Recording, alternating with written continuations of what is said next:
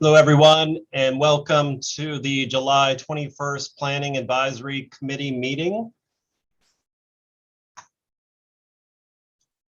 Planning Advisory is made up of a number of city agencies to provide advice to either the City Planning Commission or the Department of Property Management. We'll start with a roll call of which members are present. City Planning present, that's me, Paul Kramer, acting as chair of the committee. We have Real Estate and Records, Jennifer Kretschmann. I see Tika Hartman from Parks and Parkways. And Tracy St. Julian from HDLC, although it looks like she is still connecting to audio.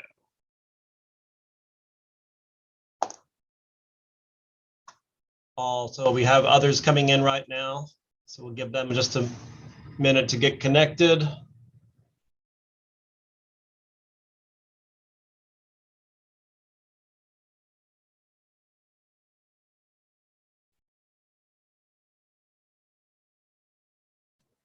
All right, we have now Christopher from Department of Public Works. Is that correct? Yes, sir. Can you hear me, Paul? We can hear you. Okay. Hi, Chris. Hey. Not hearing anything. Maybe it would help if I turned my sound up. Someone's How's probably that? been talking to me this whole Can you hear time. me now? Sorry, everyone. I usually keep my monitor sound down. We have Christopher from Public Works. Yes, sir. All right, thank you. And LaJoy Steve from Sewage and Water Board.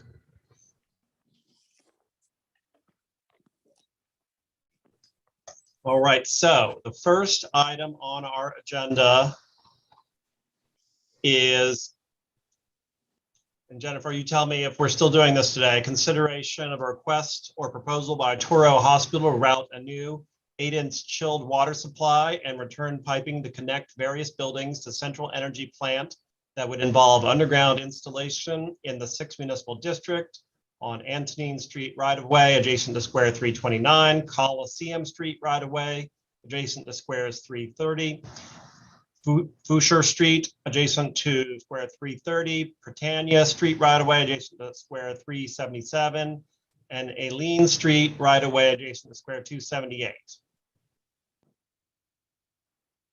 Are we still considering? Also, the applicant was hoping to have provided us with a more detailed site plan than the, general concept area plan that was provided.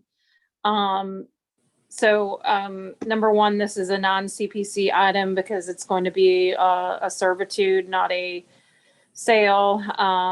But I still would like to get some input today from the departments on any specific things that would be needed in order to consider a site plan for underground utilities. And do you have this is anyone Chris. representing Toro Hospital here today?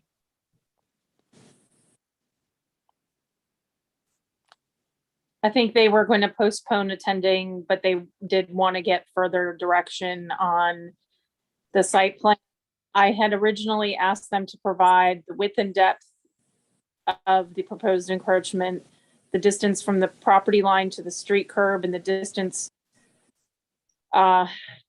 from the encroachment to the street curb, the height of the encroachments from grade if overhead, and if underground, then the depth below grade. I wanted them to note any trees on the right of way, as well as utility poles, catch basins, planter boxes, fire hydrants, and light poles. I've asked them to depict the sidewalk, show its width, and show the distance from the sidewalk to the face of the curb, including the ADA path of travel, and to identify the landowner for each of the sites to be serviced by the proposed system. I know that was a mouthful, but Chris LaJoyce, is there something more in-depth you need if they're talking about running chilled water underground and possibly overhead? I think your directive sounded very thorough.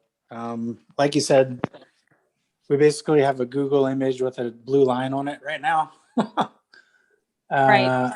So there's nothing really to review necessarily. They will need service cut permits, and I would recommend one service cut permit per block, so we can kind of, if there are any issues in certain areas, we can identify those and kind of tag, break it down a little bit more than just one long service cut permit. But like you said, I would guess they're gonna go underground, but I don't know. But yeah, they'll need service cut permits from Sewage and Water Board / DPW. And I think that will tell a lot more to us for review purposes. Got it. Thank you. Yes, and Sewage and Water Board would have to review those plans and sign off on that permit also. So it needs to be submitted to Sewage and Water Board for review.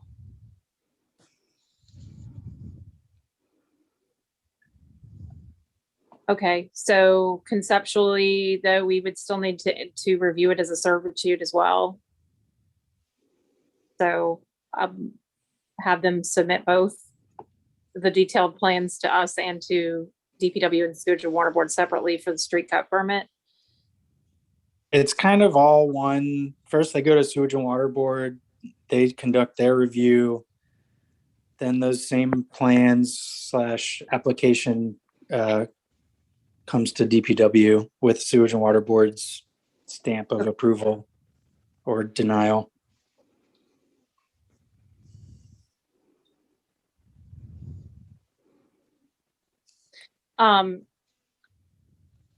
Paul, this comment's more for you. There's no, well, I guess since it's a non-CPC item, never mind. I think for us, the question is whether a servitude that potentially serves different owners that may be under a common umbrella, like Toro LCMC. Yes. I'm on mute. No, we can hear you. Oh, Tika, what was, I heard somebody say my name. Someone have a question for Jennifer?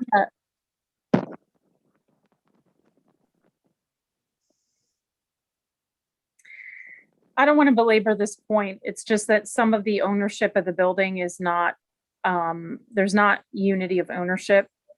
So I guess that's an issue I'll have to work out with legal.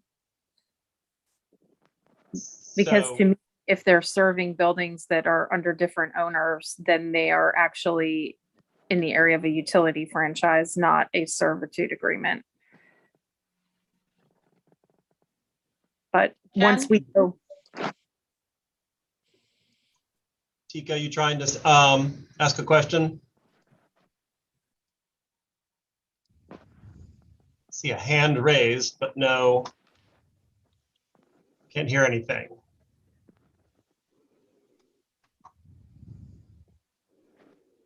go ahead, Tika, please. She might be having trouble with her microphone. Type it into the screen. You have a question into the chat?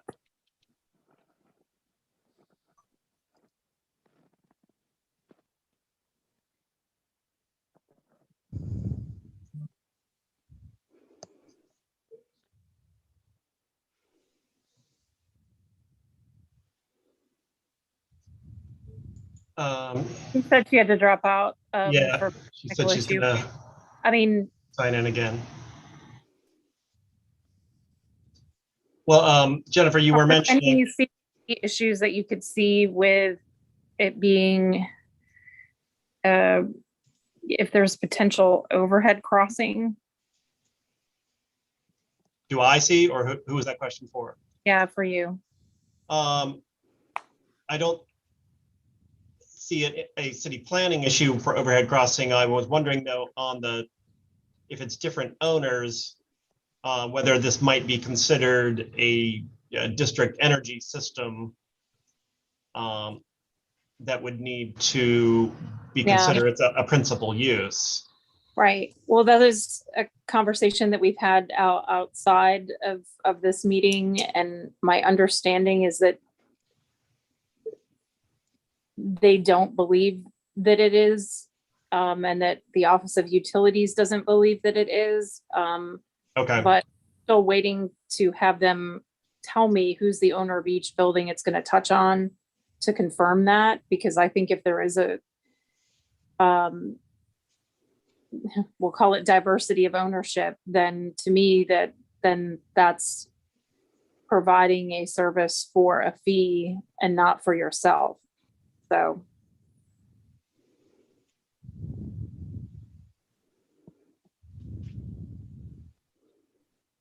all right. Tika, are you back in? Can you hear us? I can hear you. Can you hear me? Yes. Yay! Thanks. I'm sorry, I don't mean to delay you, but are we still on item 1? Yes, we Please. are. Thank heaven. I need to know if they're gonna go underground, where the bore pits are. I think they'll need to check with each of the Entergy and both for gas and electric. I don't know, Chris, is that on your all's permit thing? That's not a real, Sewage and and Water Board checks against the drain maps, I know, and sewer and water maps. We could Like- have Entergy look at it as well. I know, Like- before construction begins, they have to submit an LA1 call and have all the utilities marked if they're going subsurface. well, I would suggest that they do it at the outset. Solves a lot of problems Sure. if you're at the very beginning rather than, Yeah, agreed. at the tail end of something. And I agree. I'm gonna try to see if I can, get an actual detailed plan. I'll make sure that Jeremy is here also. okay, you. yeah, that would be probably William, but Jeremy. Both gas and electric. Oh, okay, because it's, Because they've been running their gas lines under sidewalks. And so in different neighborhoods, I don't know where this one happens to be, what it happens to be.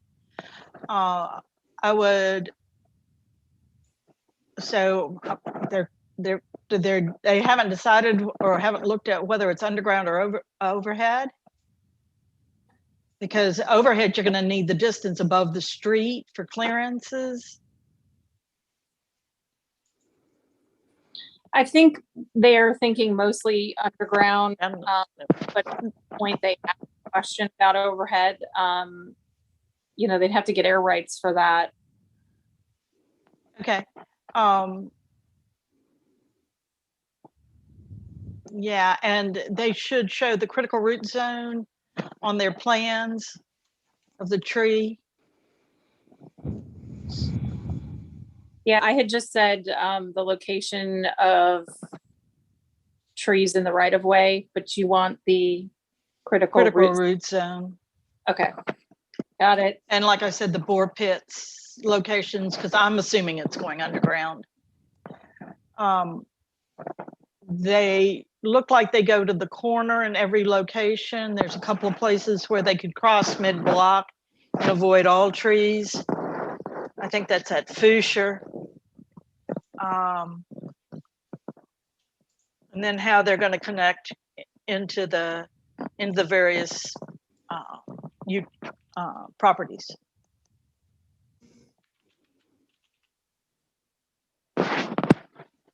Yes, I think that'll be covered. Okay. Okay, Thanks. so thank you for that. I will pass that on to them as they prepare more detailed plans. So, like I said, this is a non-CPC matter, so I think we can move on to the next item. All right.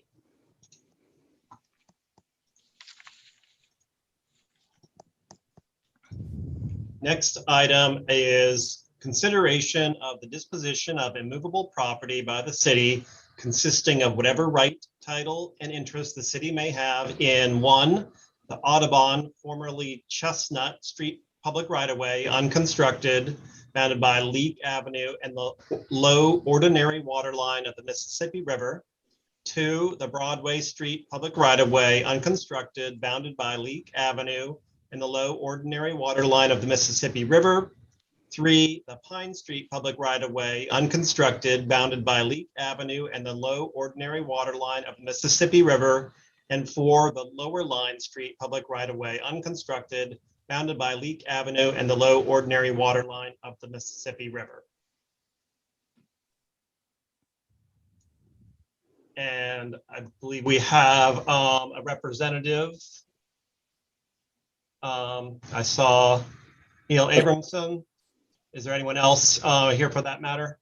Yes, this is David Reisman, Paul, on behalf of BSO Properties. Okay. Who submitted this request.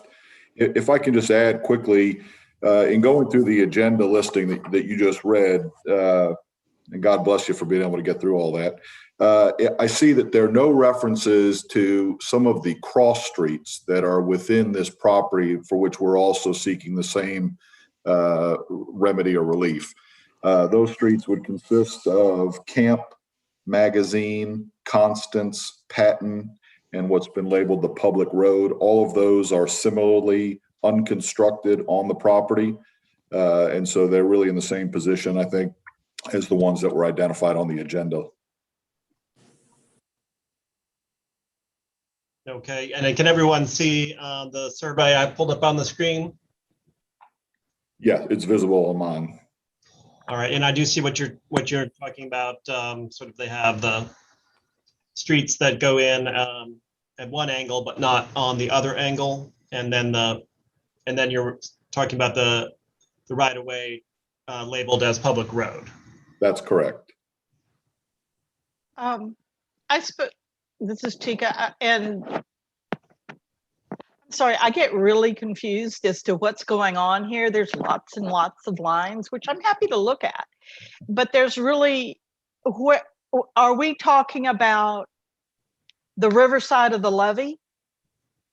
Yeah, so Tika, this is David Reisman, and maybe I can simplify a little bit and give a little bit of background here. So we are talking about what is generally referred to as Batcher property. So it's between the toe of the levee and the river. So on the river side of the levee.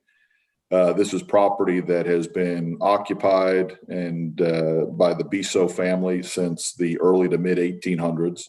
It's property that the BSOs have acquired ownership, if but not by other means, by virtue of two judgments issued by courts here in New Orleans, one in 2000 and another more recently in 2020. So they own all of this property with the possible exception of what we have referred to as the paper streets. So as you look at the property, as you suggested, it is on the river side of the levee.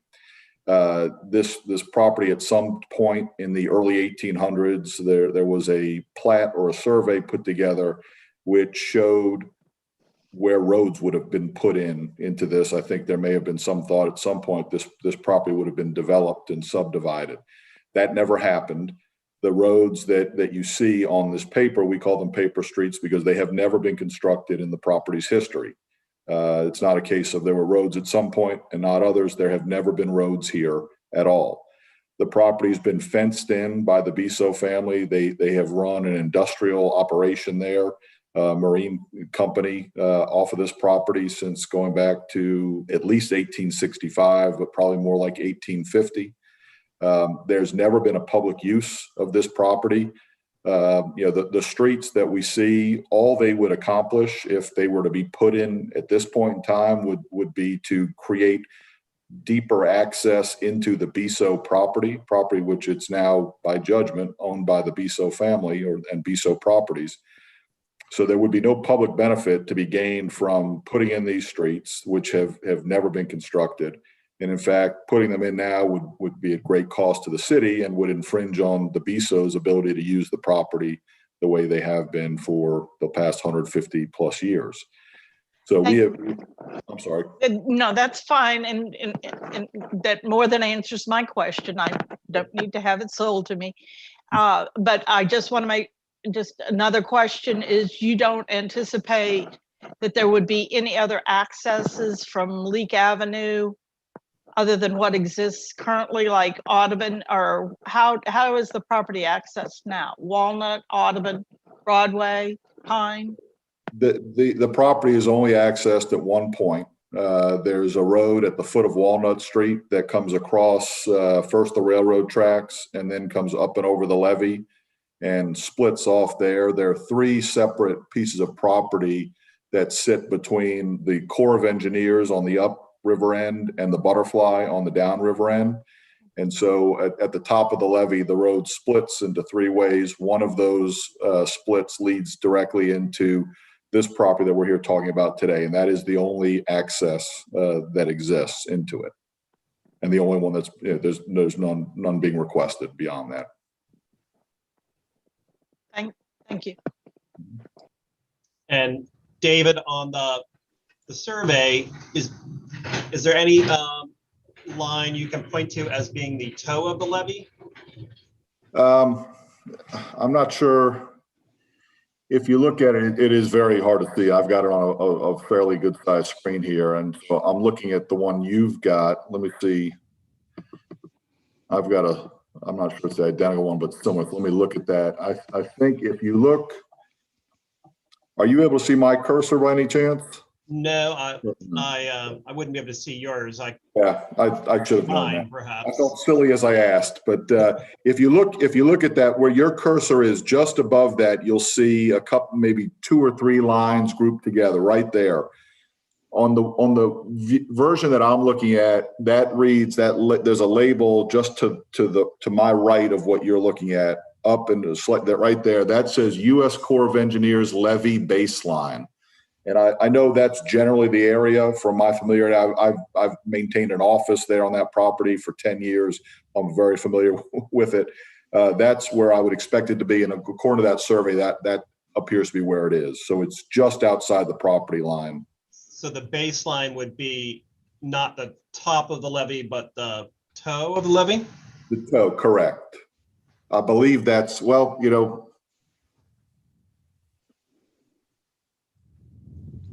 well, I take that back. So those lines do seem to they're designated as the baseline. So the toe would come down that slope. And actually, I now see it.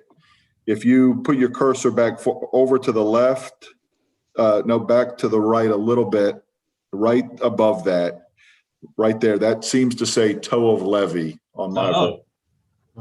Oh, I see it. I see it. Very good. Actually, that's the back toe of the levee, the New Orleans side, non-river side is just above. So Cool. yeah, And you can see it, that's also levee. That's correct. Up at the top. That's correct. EAC meeting.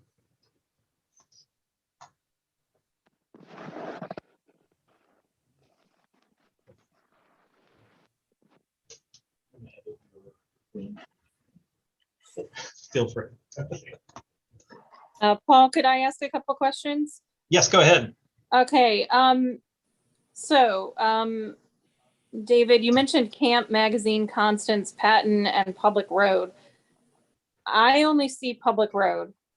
And the reason that I'm asking this question is in order to proceed at all, at some point, we're going to need a better survey and a square footage of what we're actually disposing of, in theory, because ultimately it's going to have to be appraised and we need a square footage to appraise. So, well, I mean, I'm looking at this and I don't see Camp Magazine, Constance and Patton. And admittedly, the other map that, I think that I had showed, it only showed Broadway, Pine and Audubon, former Chestnut. right. If you look, Jen, if you look at what's on the screen, you'll see you've got if you come up above Leak Avenue, Mhm. you'll see the reference on the left side to Chestnut, and then coming down, you'll see Camp. So the street names are not labeled inside the property lines itself, but above it on that survey. Yes. Okay. We can So those get would be you- extending also into Viso's property. I thought Viso kind of ended at Pine. It does not. Well, there are no actual streets there. So, it's a little confusing in the sense we're looking at something that shows streets that were never constructed. We understand that. Yeah, so those streets, but on the survey, they do show them running into this property line. Okay, well, I see Camp and Chestnut and Magazine now and Constance and, okay, I see. All right, But we can get you obviously a much more detailed survey, whatever you need, we can get that and square footage.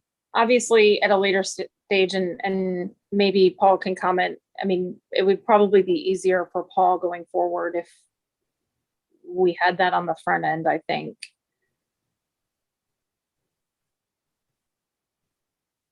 Paul, I think as long as we can do a legal description of it, I don't know if I need to know exactly how much land area it is. I know that you will need it for the purposes of giving it a minimum value at auction. okay, But we would definitely just need to know sort of the boundaries of the area, and then the sort of our best legal description as you normally give it to us. I did have another question for David though. What brings this to us today? What has changed in the last 100 years, from the last 100 years, that makes you want to do this sort of official property acquisition? Right. I think the driving force, frankly, is estate planning for the Bisso family members. The matriarch of the family, sadly, is, and she is the owner of Bisso Properties, which owns this land, is now in an assisted living facility with a memory care component to it. And the family would like to have all of their, matters organized and structured so that they can handle it from an estate planning perspective. And so they felt like now is the time to get that done while she's still able to participate. Gotcha. And what type of activity is conducted on the Bisso property? Yeah, not as much right now as has been in the past, thanks to the downturn in the oil field industry. But it's an industrial property, so there's various marine equipment that's stored, maintained there, winches, pumps, cranes, some subsea equipment, and we're hoping that at some point that will go back to work and it'll be more of a functioning terminal and logistics base as it has been for the past probably 40 or 50 years at least.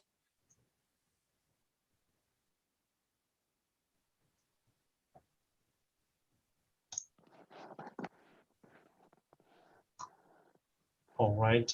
Jennifer, would we need to re-advertise this with those additional rights of way?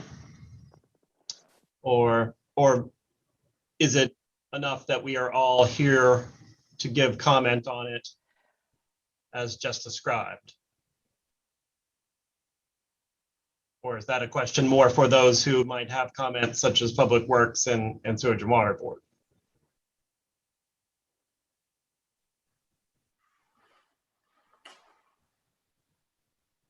As far as Public Works is concerned, I'm not seeing any drainage assets on the area in question. So we're good, I guess, with this specific area. If there are drainage assets that are located during the updated survey procedure, then we would probably need to revisit, but I'm not seeing any DPW assets in this area.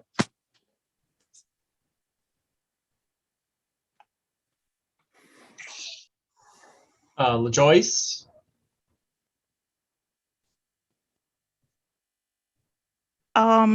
I looked at our unit maps and I don't see any sewer or water within the right of way.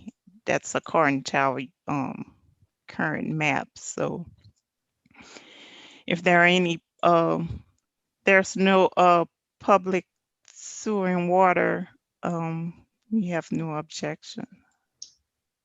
Where does the water for the facility, water and sewer go to, or come from and go to?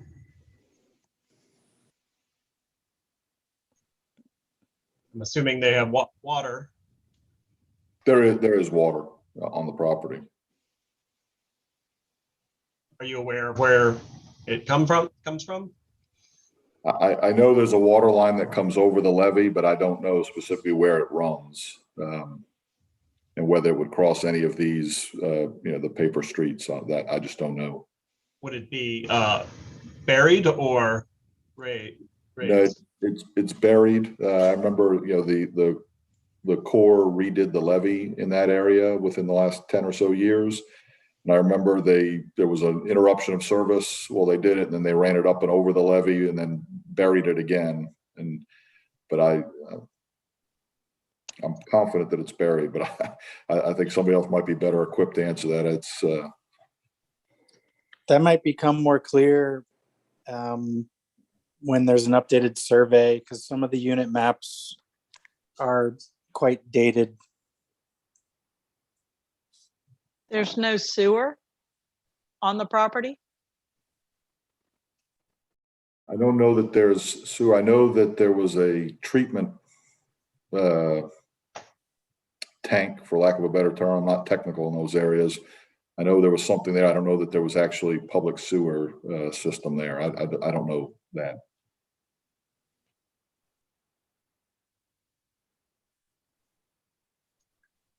Could you find that out? Sure.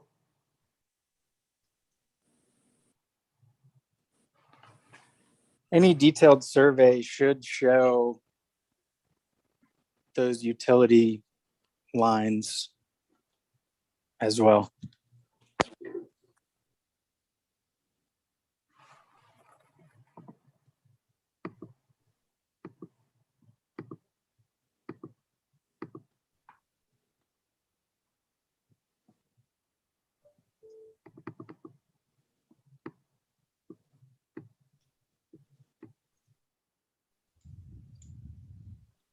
Does anyone else have any comments or questions? Paul, I don't know if we know the answer to this question right now, but I mean, normally, I guess our policy, so to speak, is that if we're selling paper streets, that there's common ownerships on all sides of it. And assuming there's a third party owning from top of levee down to leak, does that present a problem under the CPC rules, or are we going to treat this as a unique situation because it's Badger? Well, I think I mean, I can't tell from the survey any of the access issues. Maybe Mr. Reisman can state that again. You mentioned when the access to the BSO property is over Walnut, and then it splits off in two other directions as well. One goes to Right. So there there are three properties that sit between the core and the butterfly. We're the upriver property. There's another one immediately downriver of us, owned by, it's the operating company is EN Biso and Son. I don't know that that's the actual landowner.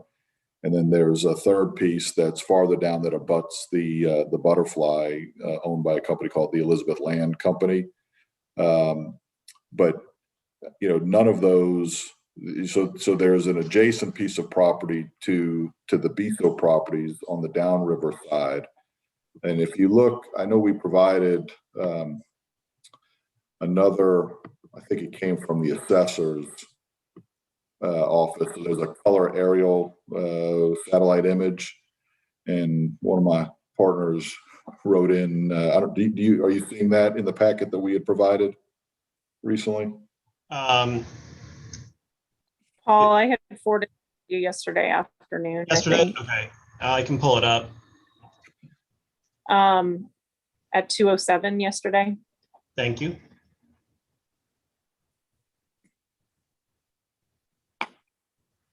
From you or from Ashley? Oh, I see. From me.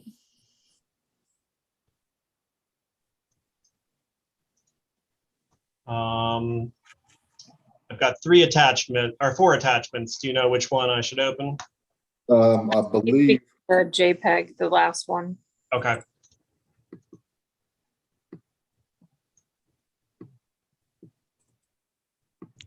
Apropos of nothing, but who owns the levee?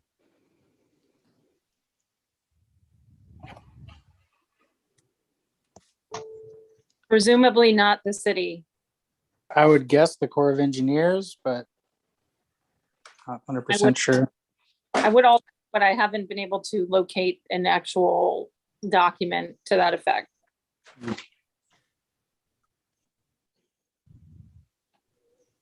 Okay. Got the JPEG open. So I believe we're talking about the Biso property outlined here in red. well, if you zoom in, there's actually another document.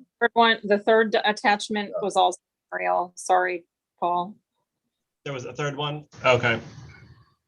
It's 9800305. 305? Actually, there's two that are named that. Yeah, this one, it's got, I think the only difference, let's see. This one is 001, I think, at the end. Yep. And it's got, there's some handwritten elements to it. 001. I got it. Okay.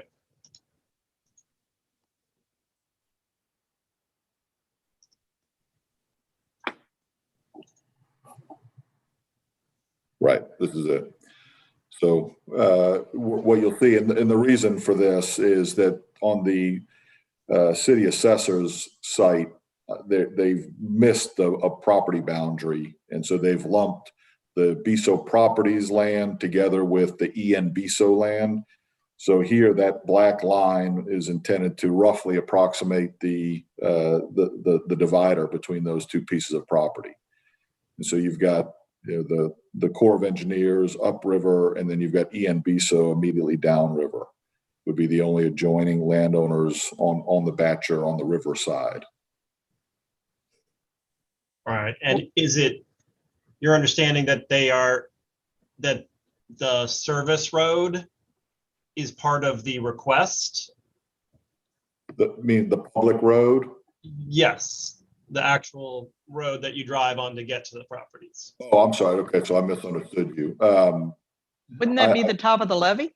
Yeah, that's the top of the levee, and we would have no claim certainly to that, to anything Okay. on the levee itself. And once that road splits off and comes down into the Biso property, it wouldn't interfere with or cross over the EN Biso property. It leads directly into the Biso property off of the levee. The disposed of land would be after the road splits to the different That's axes. Okay.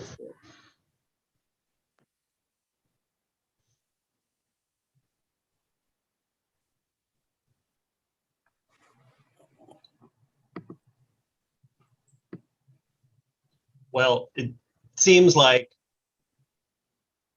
we If should- if I could just add, Paul, 'cause I'm looking back on my survey, that the road we're talking about is not one of the roads at issue here. It was not on this. There was no indication of the ownership of that. So I think that was really outside the scope. But to your point, it doesn't encroach on the EN BSO properties.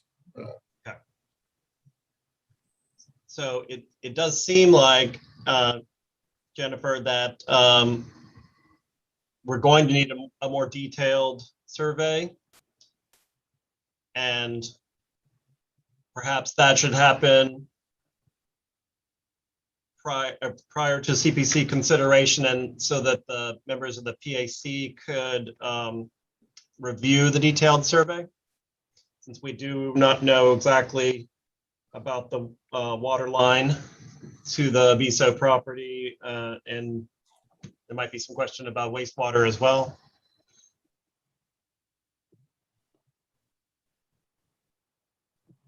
And as I said, I can get you that. I'm actually looking at something. It's got a lot of handwriting on it. So unfortunately, I can't share it, but it does show the water line crossing the levee and then running more or less parallel to the river for a brief point, and then turning adjacent to the river and into the BSO property. And that would not impinge, I don't believe, would not impinge on any of the roads, the paper streets, but we can get you that and allow you to see that, of course. Do you know about what location that water is crossing? It crosses the levee, and it probably does. Is it connecting to Leak Avenue? You give me 1 second. Let me scroll around and see if I can tell you the answer to that. I should. Yeah, so I could maybe look into it. It looks, I think that's right. Give me one moment here. Yeah, so it comes from Leak Avenue. It looks like it comes more or less, there's a water meter essentially at the intersection of Leak Avenue and Constance. Constance? Constance? Oh, okay. Is that in the vicinity of this? That'd be where my cursor is right now. Okay. Correct. And so it runs over the levee there.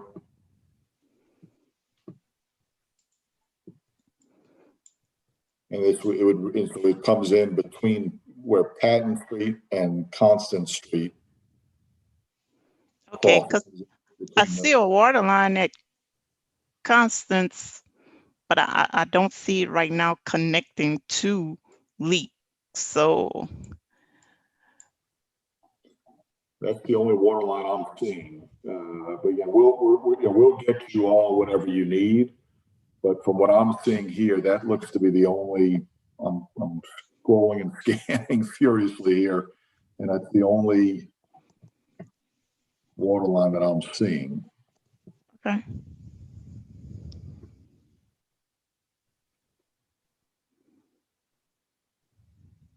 And then just to go back to what we discussed earlier, I do see the septic tank was what I was inartfully looking for earlier. But I don't see a sewer line. Yeah, there might not be a sewer line if there's a septic tank. Yeah.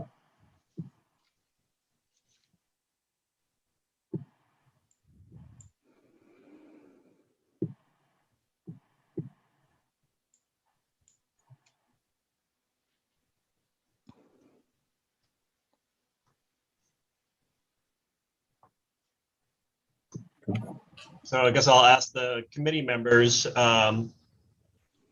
There's, I guess, really two ways we could do this. Is one, ask for the survey up front for reconsideration by the PAC members. Or if we decided to move this forward, the survey, Jennifer could hold off on submitting the routing sheet until we had the survey, and then Public Works and Sewage and Water Board could comment during the process of the property disposition analysis by the City Planning Commission. And we would just proviso any requirements that Public Works or Sewage and Water Board stated. And that, Mr. Reisman, all that's likely would be something, a servitude, and no permanent structures built over the water line.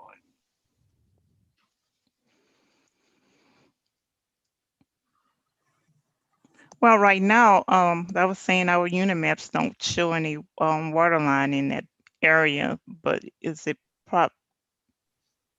so that's what I was basing on, that we didn't have any objections. Yeah. Well, this is Jen. I think I'd prefer the latter.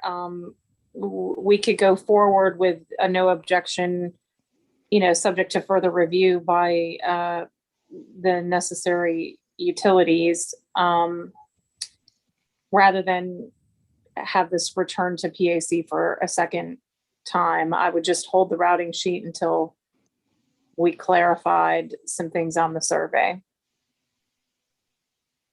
Yeah, I think we've done that before, so I'd be fine with that.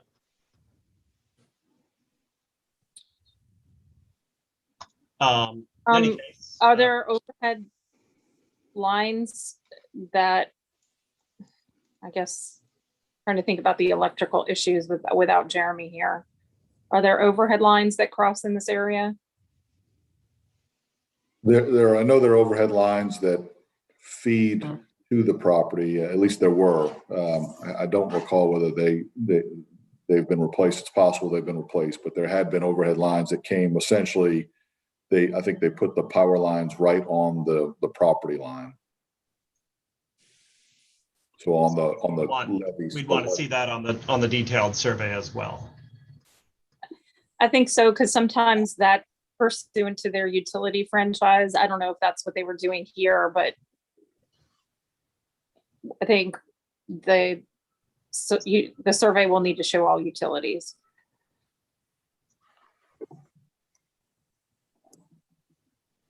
Is there an address at this location? There is no municipal address. Okay. Unfortunately, been a real nightmare to get mail. Well, I was just wondering if you did have a water connection, we would have to have. I was gonna see if there was an address. If you're saying it was connecting to around Constance or Leak and going over, so You have the water bill? I'm sorry? that's why I was just checking. Do you But, get a water bill? A water bill. I was the one that received the mail there for a long time, and I don't remember ever. It doesn't mean I didn't, but I don't remember seeing a water bill. But I mean, we were getting water there. I know that, so I assume it wasn't free. But I don't. I'm just trying to think back. And I don't know enough about how the city's water service works, whether that's a private line that we connected outside of the property to run in. I don't know if that is how it's done. Maybe that's why it wouldn't show, but I don't know the answer to that. But again, we'll make sure we get a survey to you that. Okay, you might also want to check with the Corps of Engineers. You said they rerouted. I know that I don't know what they did was when they rebuilt the levee, there was a water line that went through there. And so they ran it over the top. So there was a brief period where there was no water service. Then they ran the water line over the top as they were constructing. And then I believe they reburied it. So I don't know that that's rerouting, but I think that's my best recollection from being there and being put out of water and not being able to go to the office for a few days. That's my recollection of how that came about. Just out of curiosity, when was that? I know it was within the last 10 years. I unfortunately I can't remember to be more specific than that. Right. That's fine. I'm just thinking that might help LaJoyce. I don't know how old her maps are, but sometimes Sewage and Water Board maps are quite old. So if it was rerouted and done, it might help her to know that work was done in the past 10 years. Yeah, there was a major reworking of they built up the levees, not that long ago. It was in connection with that, and I'm confident that was in the last 10 years. Quick question, was NBISO ever subdivided from BISO formally? I believe the answer is yes to that. I know that there was a written agreement between the family members. It was all one family at one point, and they separated the property. And I know there was a formal agreement put in place to separate, and I believe it's formally subdivided the property.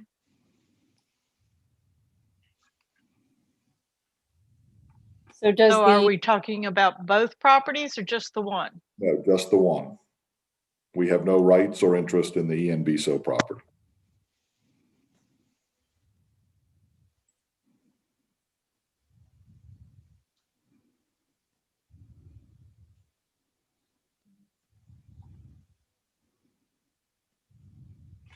Any more questions or comments from committee members? I mean, I guess we'll answer this question when we have a better survey, because I'm wondering if old public road, new public road are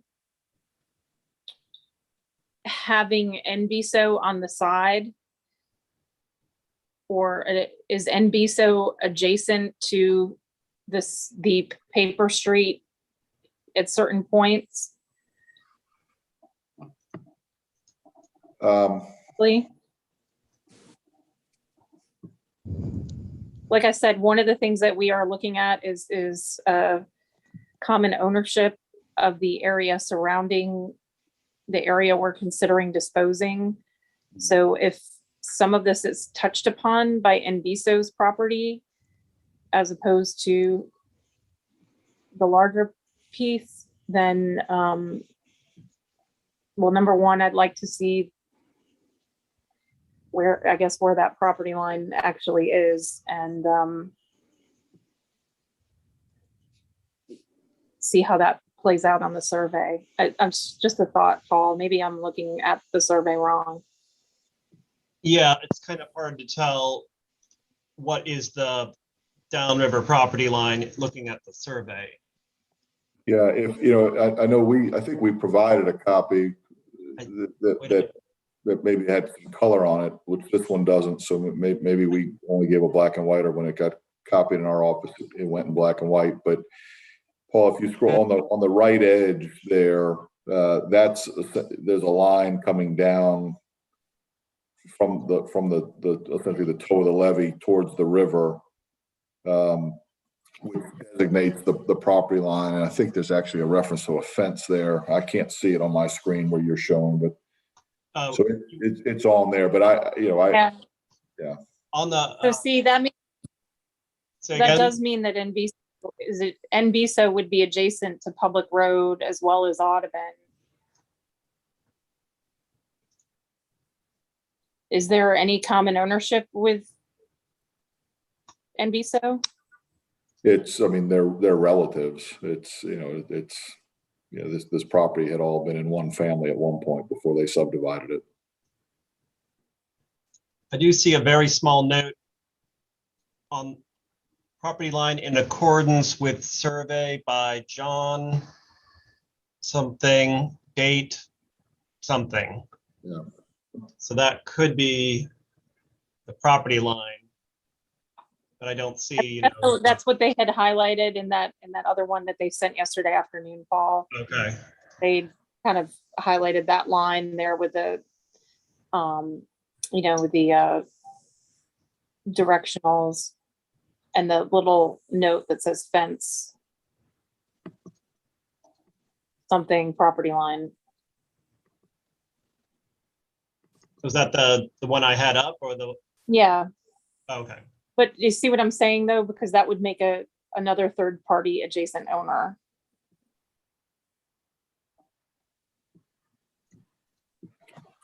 Despite the fact that all we're talking about is a property within our boundary. So from our perspective, we wouldn't be affecting their rights where where those paper streets run through their property. And they're not there. In fact, in the areas that you're referring to, where you're right that they do intersect, there are Mhm. buildings there, buildings on our property, buildings on theirs. So there, that would have no public, no, not public purpose, not the right word, but no advantage to them. It's not land that they've ever used or could use or put to use. It wouldn't give them any access to their property or deny them any access to their property. So what we're talking about is all wholly within the boundaries of our property is the only thing we would be affecting.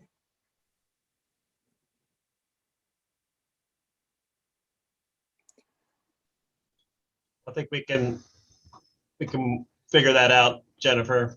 Yep.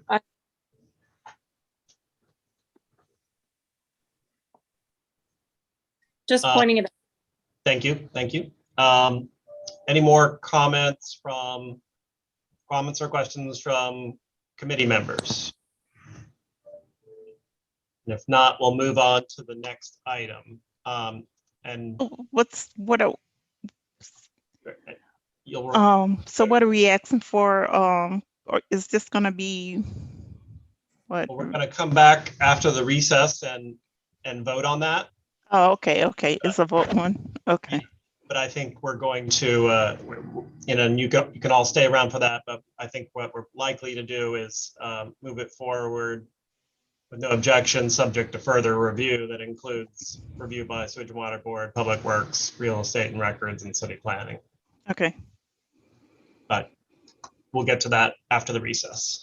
Okay. I'm sorry about that. I should No have. problem. No problem. And so, read the next one.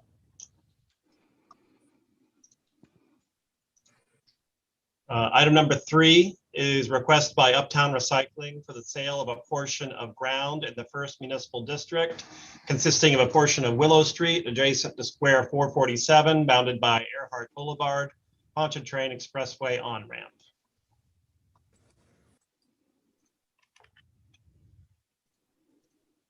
We heard from this property owner at the last meeting, I believe, and so there's a new survey, so I'm going to share that.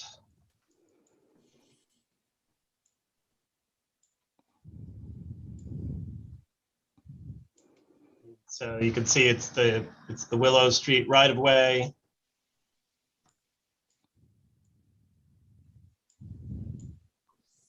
I think we're talking up to the black line,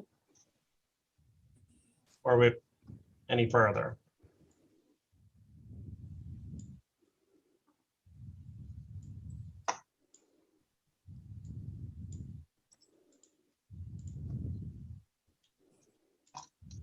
Is the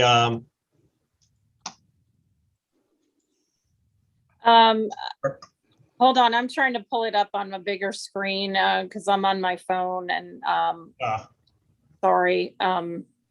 Maybe Ava could answer that.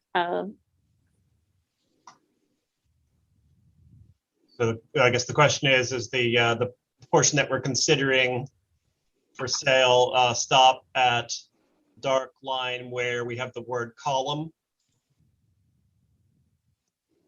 My cursor is outlining it.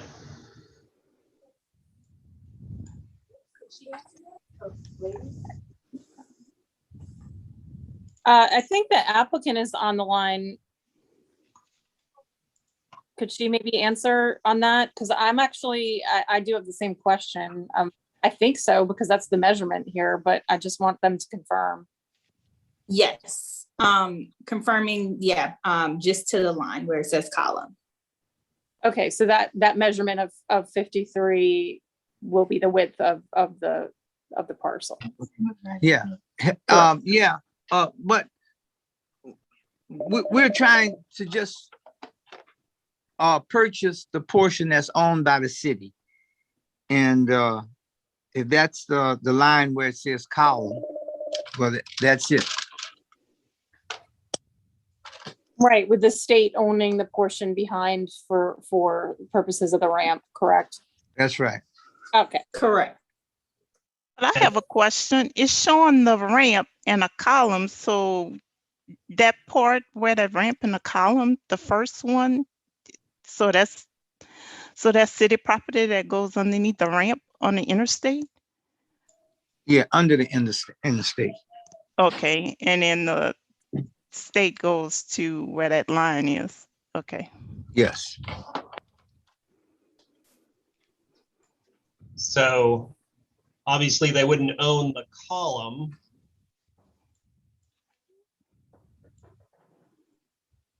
Or any supports for the raised road beds. Right.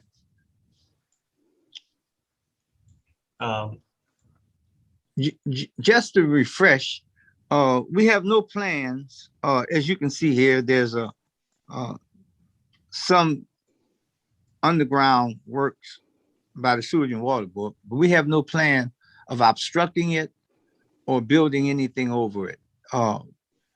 We just want to be able to purchase it, acquire it, so that we can continue our deal with DOT. We have a deal with DOT pending to sell us another portion of land.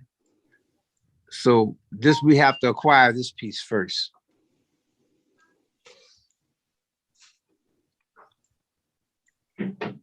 But we understand that you have utilities under that street. And oh my goodness, I touched something. It's gonna remain the street even after we purchase it. Okay, this is Joyce from Sewage and Water Board. Do y'all have any plans for the sewer and water on that street?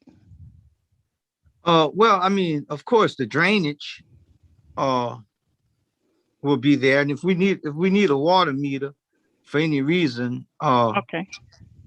you know, of course, we'll take that up with the Sewage and Water Board. But we already have water at the address. The street is contiguous to our building. So, and you know, we've been maintaining the street for over 15 years now. So yeah, but if there's any drainage there, of course we like to keep the drainage. So you're saying for the water, if you need to use the water, you're saying you're willing to put a meter or something? Is that what? We already have a meter at the address, the building. Oh, I'm talking about Willow Street. Are you? No, we don't need a meter for that street. We want to leave it just the way it is. Okay. And then how about the sewer? Okay. Remind us what you are going to use the property for? Basically, a right of way. To get to your parking? Yes. And you may park on it as well? We possibly, yeah. Okay. It would be fenced? Would it be locked? If at all we decide to fence it, we would always have access to it, you know, for the utility company, like Sewage and Water Board. Perhaps we might put a fence there. But as in other properties we have where we do have a fence, we always make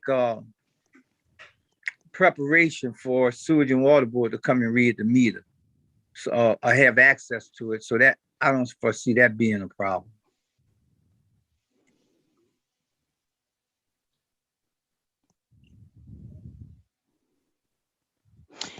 On the other side, who owns the property on the other side of the street? DOT. Okay, so what we would need confirmation that you received from the state that it's okay, that they have no objections to selling that portion of Willow Street. Well, I don't think that the state has access three ways. They can come in through the Euphrosyne side, they can come in from the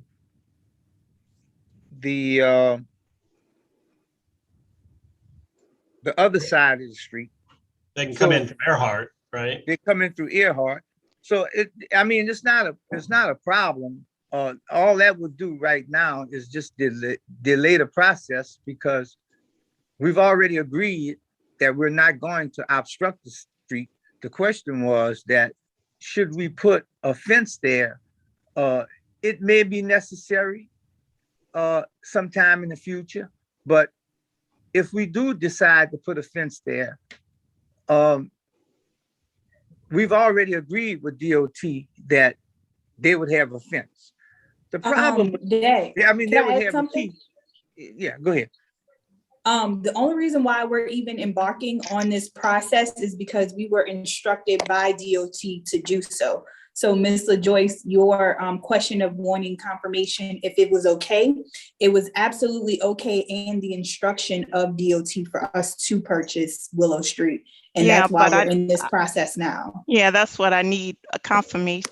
Whatever they've sent you, we need that confirmation from the state that it Um, was okay to sell the street, because we don't, I mean, that's water that's there for public use. So that's what I'm saying we would need. Water there for public use. Well, that's another property owner on the other side. That's what I'm saying. Yeah, well, you know, DOT has really no jurisdiction over the city street. Now let me say, where the mayor, which I've talked to about this project, agrees that this is a bad spot. At night, you know, people go under the bridge, they go behind my building. If you know where my building is situated, our building on Claiborne and Earhart. And we have plans for a new development that will not only make that whole corner look better, but DOT agrees that it's a problem. And what we plan on doing is the portion of land owned by DOT that we've agreed not to build anything on, but to basically use it as a support for the development that we're gonna, when I tear my building down and this fence and everything that's there, to move forward with this project. Now, as far as the Willow Street is concerned, if we do have to put a fence there, as I said, Sewage and Water Board will definitely have access. I know from now that there are properties that Sewage and Water Board has to open with a key that's locked, but they have access to it to go in and read the meters and do what they have to do. So this would be the same scenario. If my concern is how long will this delay the project for us to, can we get proof from DOT, get proof from DOT that we're already trying to move forward with this project? How long will that delay? Because I could get that, we could get that from DOT with probably within the next hour.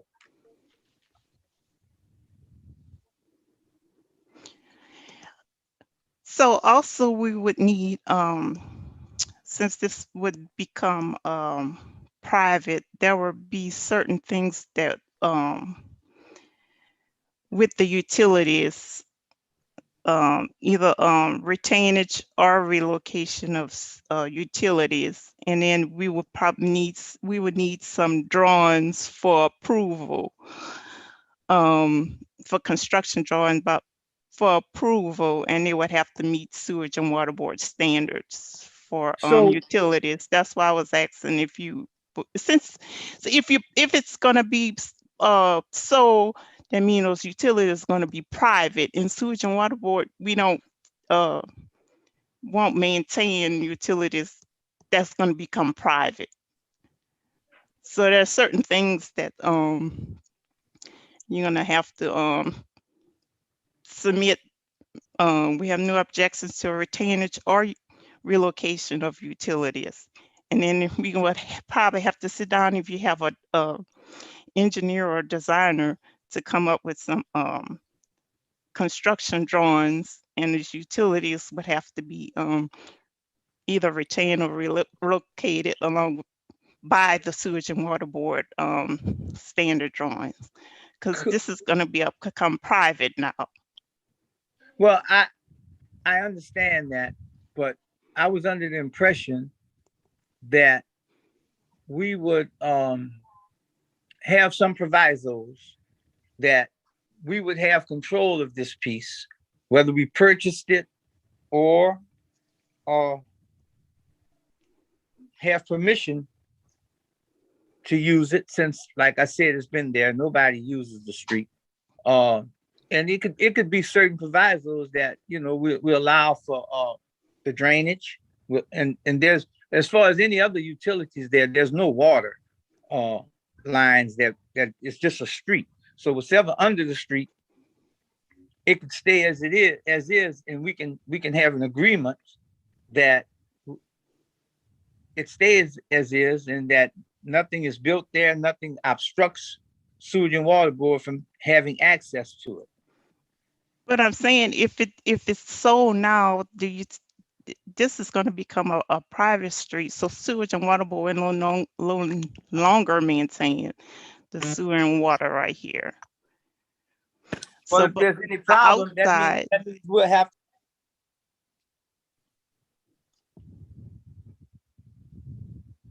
Mr. Smith, did we lose you?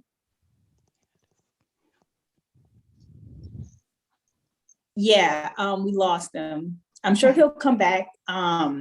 Well, we probably do need to wrap this up, but I think that the gist of it is that, you know, you have to make a decision if you want to retain it and maintain it yourselves, or if you want to relocate it or cap it or just Right. have nothing there. But you're gonna have to have a plan for that, or you know, but what we can do is we can vote to move this forward, subject to further review of those terms. Yeah, I think he would appreciate that. Okay. and also that the property owner on the other side has no Right, the objection. confirmation from the state, correct. Yeah, I would want that as well. Because there's also the column, which if that's, the column is supporting something that is owned by the state, they would also need access That's to that right. every once in a while. Right. Okay, so that I can get to you guys you know, as soon as tomorrow or later today. How quickly could we have this conference again? And also we would have to come up with a plan, like construction Yes. drawings, like she stated.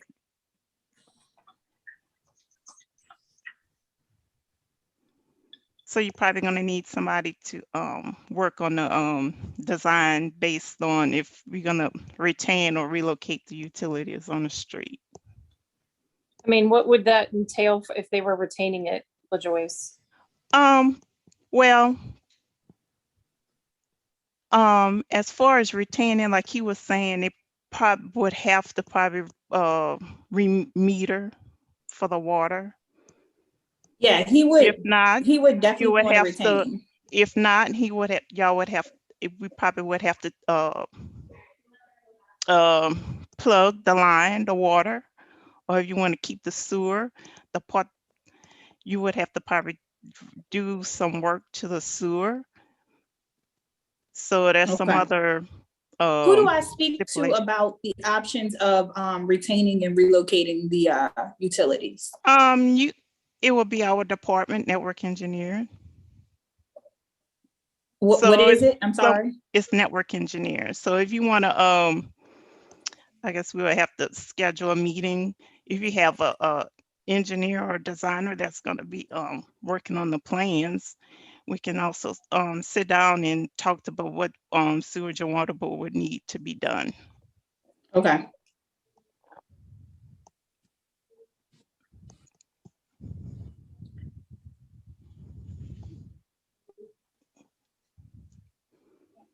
So as of now, can we make a vote to continue moving forward, subject to the permission from the state and the utility situation?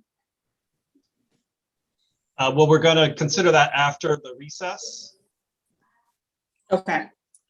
but I did want to mention that this is a sale that would happen at public auction. So in theory, someone other than you could be the highest bidder. So I want Even to, if we own adjacent property, there's no way to do a private sale? no. Okay. But so I'm asking Joyce, would it be more appropriate to have the meeting about the construction drawings, you know, as a proviso of the sale? Because we don't know for sure that Mr. Smith is going to buy the property. You say a proviso. So what's that? I'm sorry. This is Paul Proviso. Kramer, City Planning. So, you know, it'll go through City Planning and then go to the council. And Jennifer would put any provisos that the commission approved into the conditions of the sale.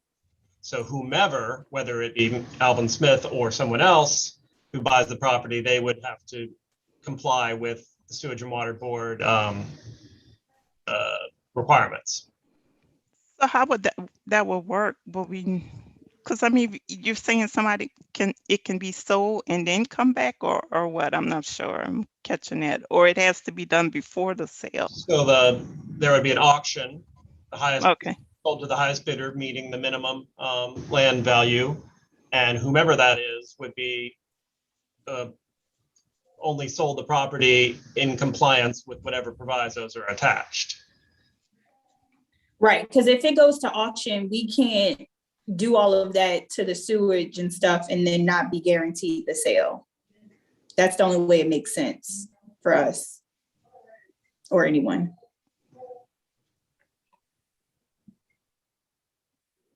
So if it goes to auction and it has the proviso, so once whatever outcome of the auction, then they would do the work first and then. I mean, I'm saying, how you know if the work, you know what I'm saying? I think Jennifer wouldn't go to closing until. The proviso is met. Right. Yes. Okay. All right. That all sound right to you, Jennifer? Yes, that does sound right. Okay. Okay. Well, Sewage and Water Board has no objection. Right. Subject to confirmation from the state that they have no objections to the selling of the street. Also, no objection also to the retainage or relocation of the utilities, sewage and water, and final approval of the construction drawings by Sewage and Water Board standards. All right. And Joyce, I'm going to ask you to repeat all that when we get to the section when we vote. All right. Okay, I'm back now. I'm sorry, I got knocked off. I couldn't get back on. Please forgive me. But I'm sure Alexis, yes. If you could reiterate just kind of like the last part for my dad, please. Yeah, I'll recap. We're talking about the fact that the sale is at auction to the highest bidder. So it's not guaranteed to you. It would be to whoever bids on the property of the highest amount. And it'd be subject to certain provisos, which would involve meeting the requirements of the Sewage and Water Board.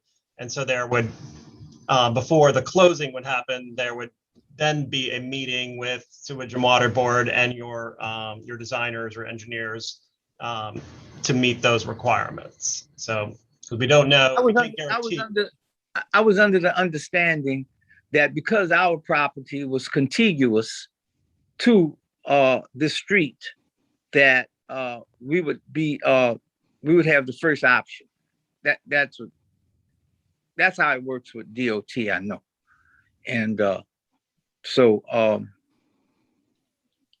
Unfortunately, under the city charter, it does not work that way. We're Uh-huh. required to auction surplus property at a public auction with the minimum bid set by appraisal. Okay. If you owned both sides, then it might have been a proviso that it needed to be subdivided into the two lots, but we can't restrict the bidding for this particular location. I wouldn't worry Okay. about it too much that this is the hottest property in town, that you won't be the highest bidder. so the bidding process, how long will it take before the auction is set up for this? Okay, so right now you're at a technical committee. If presuming we move forward today, it then has to go to the full planning commission. What's that call? About 60 days. Okay, so then they issue a report and we have to introduce an ordinance to the city council by request through Councilmember Banks. I think it's B, and that has to, because it involves the disposition of a movable property, it has to lay over 21 days. Then Yeah. it will be put on.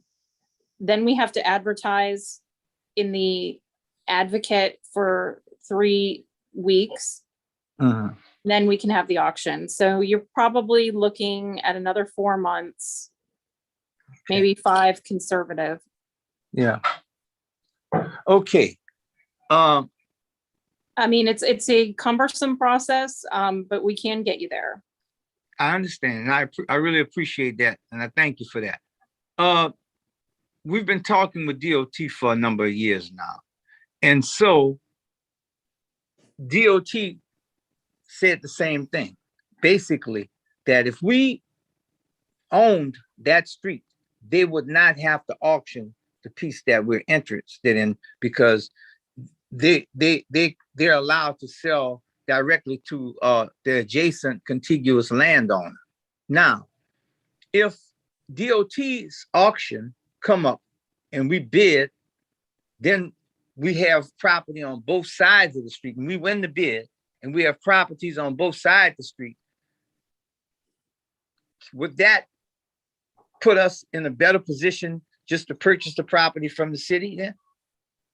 Outright? After appraisal? Because that process may happen before the city goes through its process. Mhm. And we may very well become the owners of the other side of the street. And in that case, we'll be owning both sides of the street. And the property would be, the street would be right in the middle of both of our properties. I mean, from the perspective of real estate, it would always be a public auction, but the question would be whether there were provisos from the planning commission that it needed to be re-subdivided into the adjacent lot, which potentially could restrict the bidding, but that's all hypothetical. We have to go with what the situation is now if we're going to move forward with it. Sure. I'm not trying to stop the situation. Only thing I'm saying is that the process with the state may even be quicker, less time, and we may very well become the owner of the properties on both sides of the street, which would put us in a better But DOT position. would still have the end, Pardon me? or wouldn't DOTD still have the rear? They would still have the rear. Yes. So I think you're probably Well, to just can go I- forward as is. can Go I ahead, go interject ahead. something? The rear part, DOT would still own, but they are pushing us to an agreement with that situation as well. And they're also pushing us to hurry up and do this sale with you guys, because they are planning on going to auction with the other side. And so that's why my dad's speaking on that sale may very well happen before, because the state is ready to move forward. And we're the only thing holding the state up. Okay, well, I mean, this is the step that we need to take is a vote here today after we have our recess. And as I said, it's going to take about 4 months. Okay, I understand that, but you know, and just for the lack of not being, I just want to understand that if we move forward with DOT and we reach a deal with DOT before, let's say in 2 months or 1 month, can we come back to you and be in a better position to buy this piece of land right out? Since I mean, you brought that up. You said that we would be in a better position if we own both sides of the streets. So I'm hypothetically saying that if that process happens faster, can we come back to you?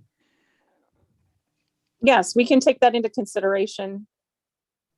Yeah, and then probably work out something where we can come up with some provisos and an agreement to acquire this piece.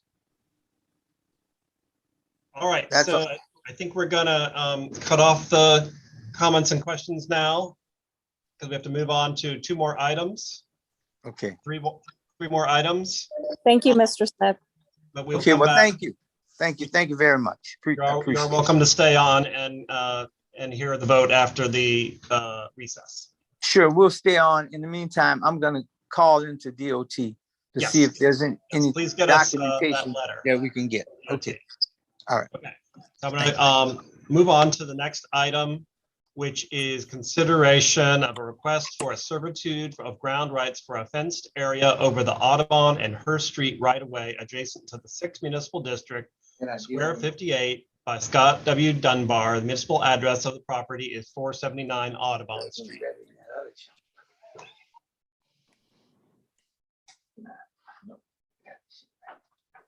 Hey, Paul, this is Richard Cortezis. I'm on the line for the owner, as well as the owner's on the line, Scott Dunbar and Blair Lejeune with Renee Franson. So I can speak to the application if that's helpful. If you're looking for.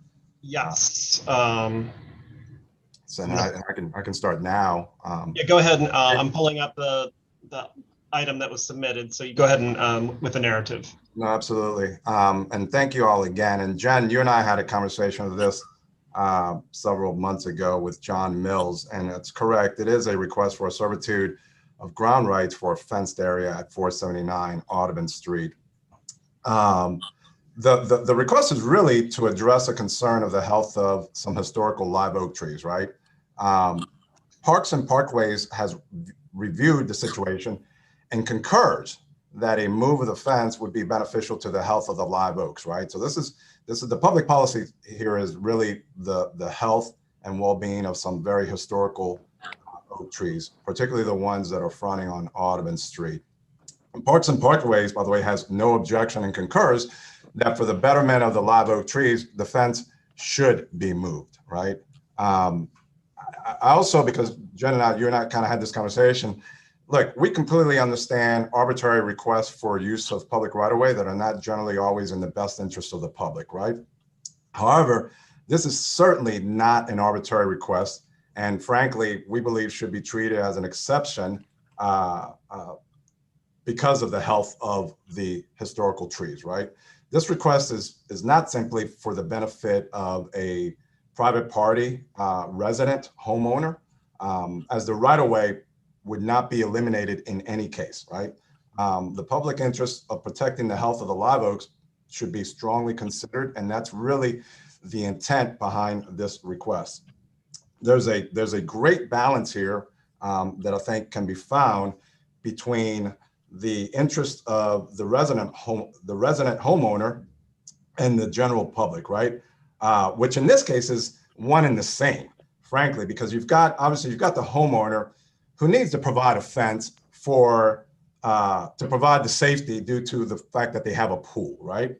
The public also gets to keep the right-of-way, but now, frankly, in a more improved state and at no cost to the public whatsoever. So there is no deprivation of the public right. And then lastly, which is probably equally as important, if not more important, is obviously the historical trees and the preservation of those trees and maintenance of the health of those trees. And then I'll just color it with this. And by the way, I apologize because I just realized my camera was not on. So that was, frankly, I apologize. I'm not sure if it's on now.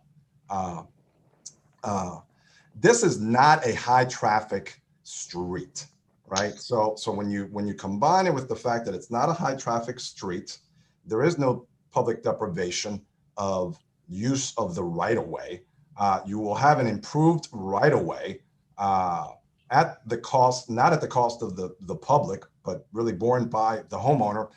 The homeowner is not asking for anything that they don't have the right to ask, but frankly is mindful of the fact that there has to be a safety fence on their property for security and obviously for the safety and security of the pool on the property.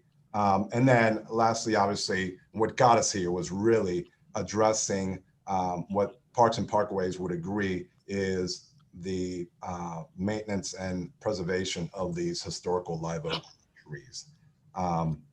If you have any questions, I'm happy to answer any questions you may have. But also, as I mentioned, Blair Lejeune with any of the technical aspects as to regards to the placement of the fence, moving the fence, with Renee Francis is on the line as well. And the homeowner is on the line as well, but I believe may have to jump off because I think they may have to catch a flight in a short bit. But with that, Paul, I'll turn it back over to you or to Jen, whoever is the appropriate person. Does any committee members like to ask a question or make comments?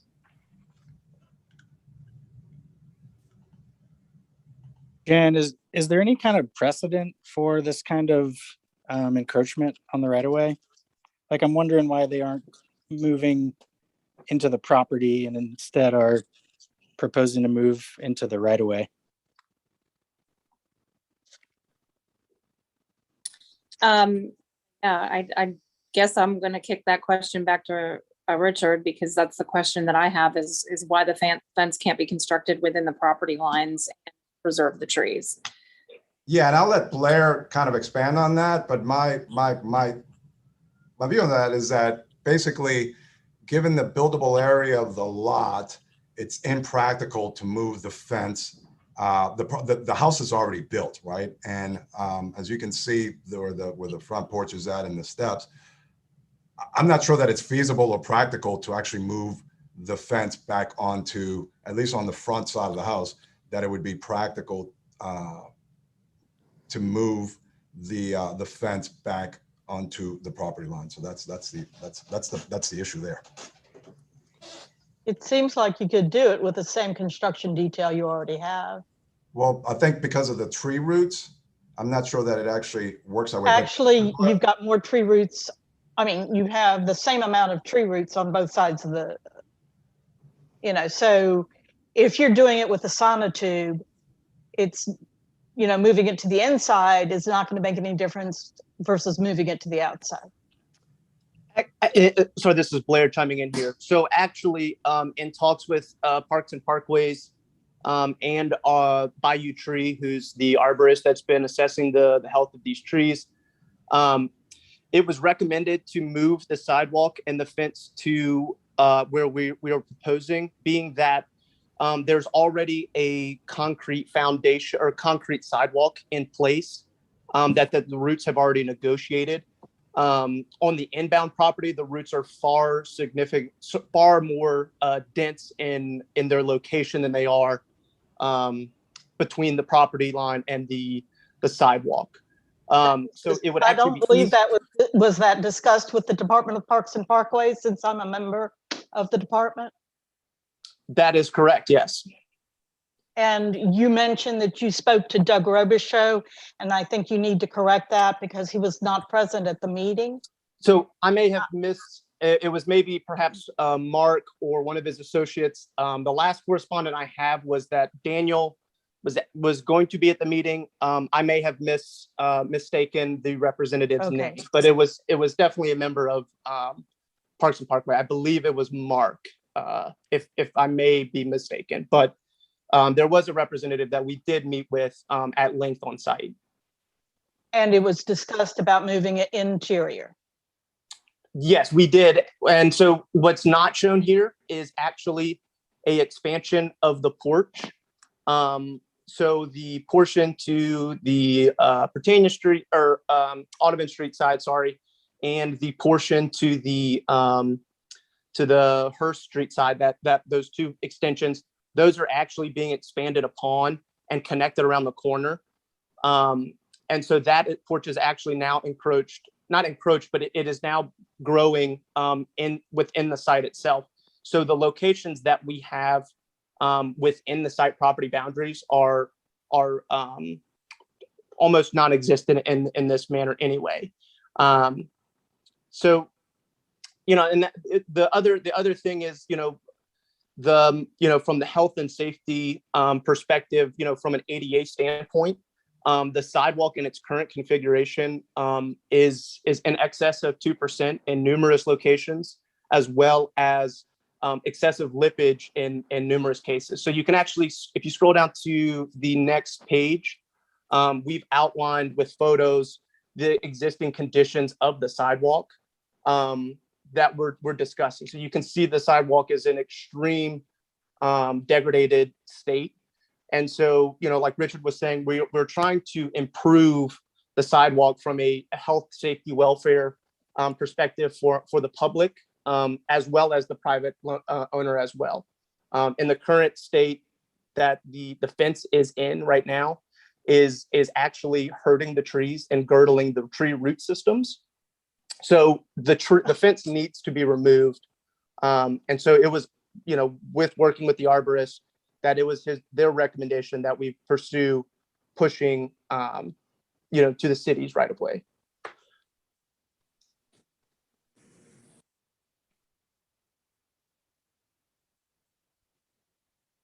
I think we'll probably need to see some kind of report or something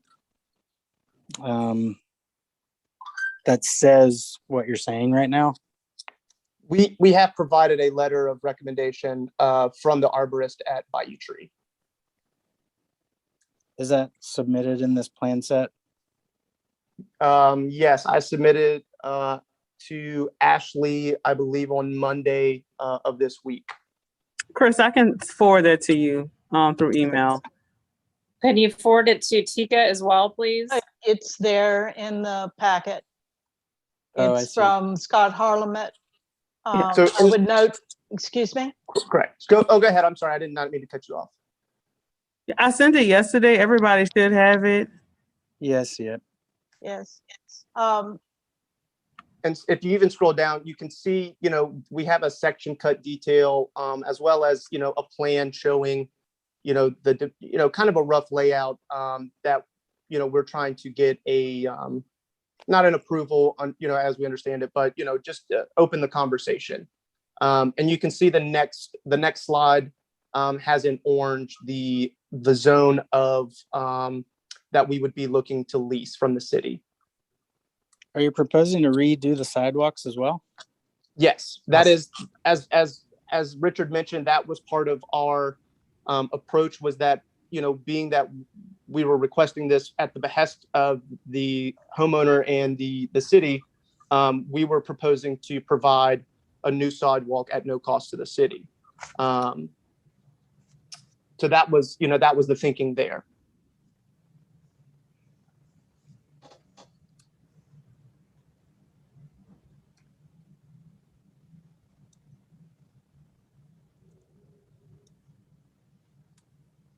The department has no objection. I would just question the feasibility of suspending that quote unquote chain wall over the root system. I know it's going to be suspended over with sonotubes, and then you're going to have it reinforced. And Yes, it's going to ma'am. go down to grade, and then you've got a whole lot of tree roots that you're going to be molding this quote unquote chain wall. So if you go to the next, The detail isn't real Sure. You have Sure. it at grade, you have it coming to grade, but you have it coming to grade, but not at where the tree roots are. So in the So it's gonna be section, as you'll see, suspended? right, that is correct. So that is the whole, this is a solution that we've come across, that we've been using for, you know, I don't want to speak for the firm, but in my experience for the past 5 years. And we've done this on historic projects, on plantations in Thibodeau and things like that. I've used this style of construction in Austin, Texas, where they have really, they have a really attachment to their oak trees as well.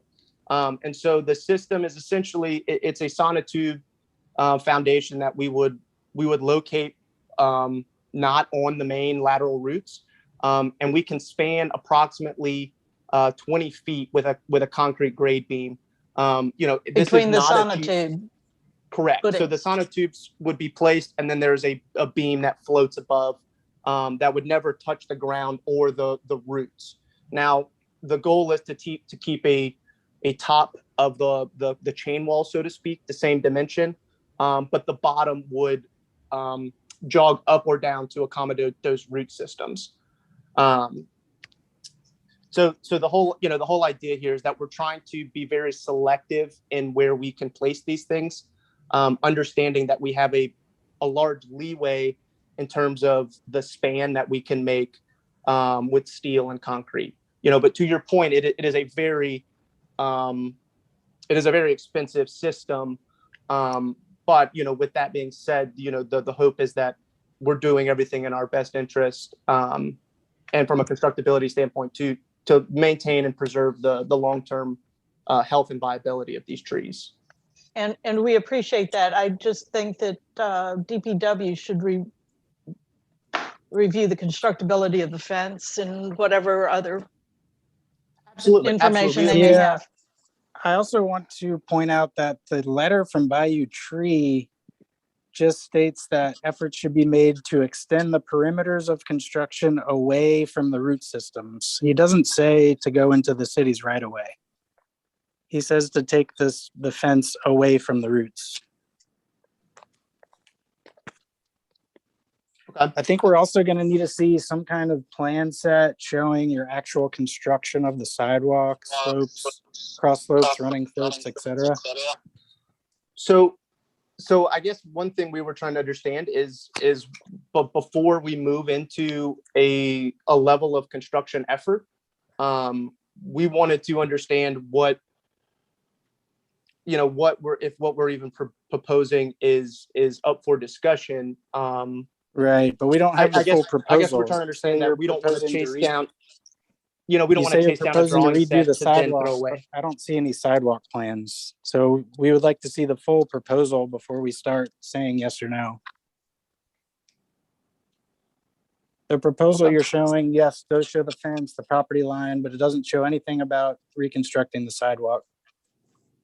If you go up to the first page does show a realigned sidewalk. No, go back to the next image.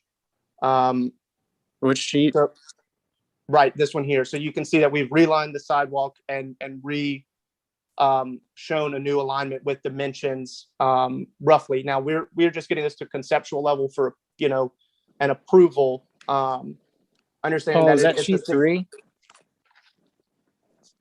Paul, is that sheet 5 of 7. I think you need to go down another one. I'm not seeing numbers. The next page has dimensions for the sidewalk. Go the page You up. see existing sidewalk shown dashed. Go back up, or Correct. Back up to page 5. is this page 5? No, it's Nope. 6. Sorry, Go one that's more. 6. Sorry. it So you doesn't can see, so numbers. I've dimensioned the dimension from the curb, the width of the sidewalk, and the distance from the edge of the property line. Yeah, so I see proposed chain wall with fence. I see property line. I see existing sidewalk. I don't see anything about proposed sidewalk. Okay, So I mean, this is Jen. Maybe I can nip this in the bud. I think we have a way to go before we are accepting the idea that this needs to be outside of the property lines. In fact, if the change to the ordinance that is currently proposed ends up going forward, this would be a prohibited encroachment. So I would need to, in order to even consider approving it conceptually, I'd have to speak to law and the administration about, whether there's some reason that we would deviate from policy on this. To me, it's about the pool and not about the trees. So I want to correct, there is actually no pool on the site. They have a permit for a pool, but there is no permit. There is no pool on site. So the fence is really, they know that they will need a fence for a pool in the event that they do build the pool that they've permitted. But this is really about the street frontage and maintaining privacy and security along, the Hearst and Audubon Street. In its current configuration, where the fence is located and in its height, users can easily traverse over the roots and get access to the user's property. It would just seem that opening up more of the site to the public frontage would not necessarily be desirable. Okay, well, agree, disagree, so can we move on? Sure.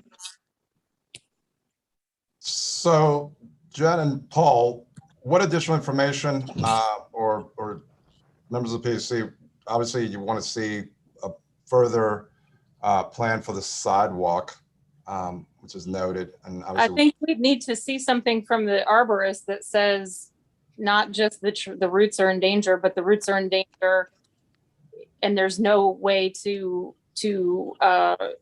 resolve this issue within the property lines. If there's a way to resolve it in the property lines, then I suggest that's the way you go. I see a Bayou Tree letter.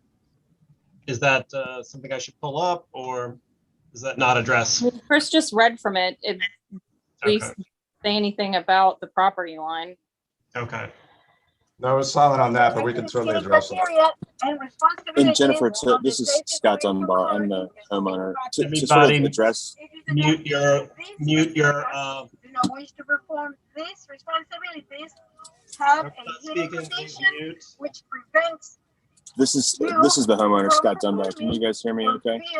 You may suffer bodily harm should you perform these functions. Please contact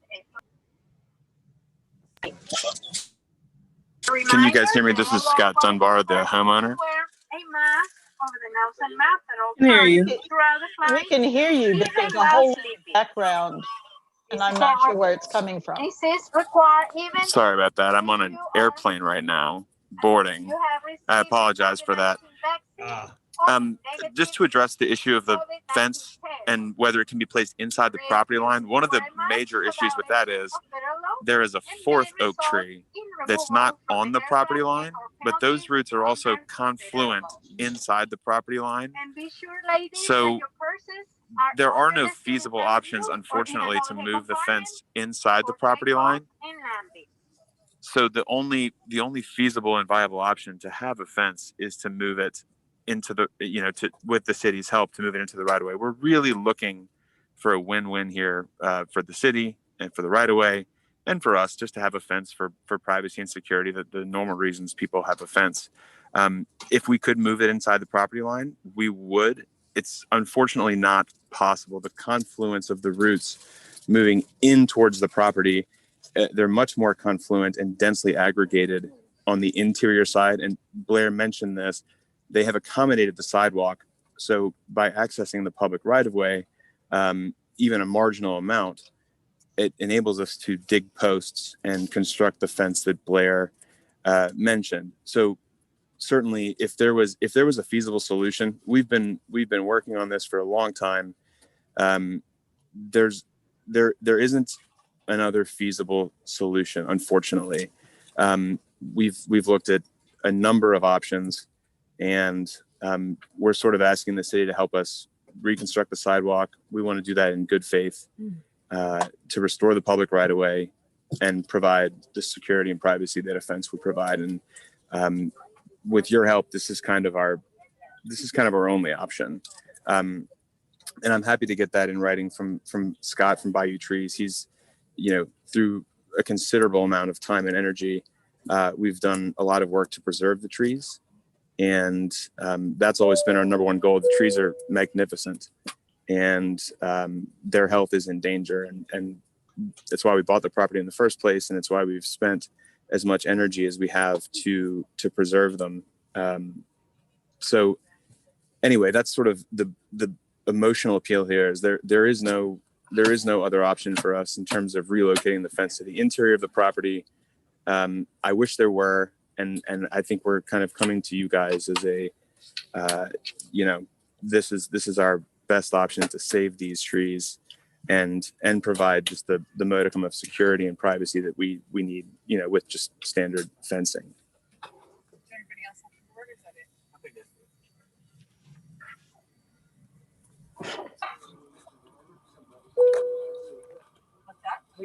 Okay, thank you. If you can submit some additional information, we will have further review. We certainly will do that. Anything else to add, Richard or Blair? No, we'll get the information. Jennifer, I'll follow up with you specifically and get you the additional information that you requested. Thank you all for your time on this. We really appreciate it. Thank you.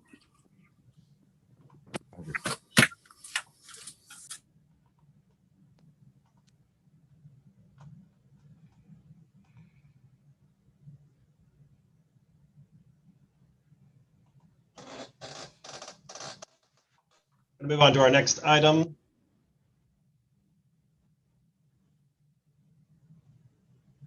Which is item number 5, a request for a servitude of air rights for a wraparound overhang doors over the Tchoupitoulas and Common Street rights of way adjacent to the First Municipal District, Square 132, Lot 1 by Interval Realty, LTD. The municipal address of the property is 215 Tchoupitoulas Street.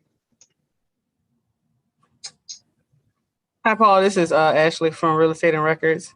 Just want to update. It should not say wraparound overhang. It's a building overhang, and there are no doors over the right of way, and it should be over Tchoupitoulas and Gravier Street right of way. Okay. And is there an applicant here to talk about that? Just let 2 people in that were in before. We're on item 5, servitude of air rights at 215 Tchoupitoulas Street. Is there an applicant here to speak on that?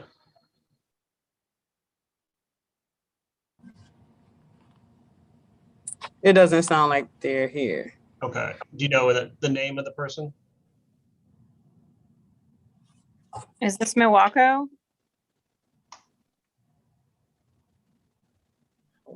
Give me 1 second. Milwaukee, what item are you here for?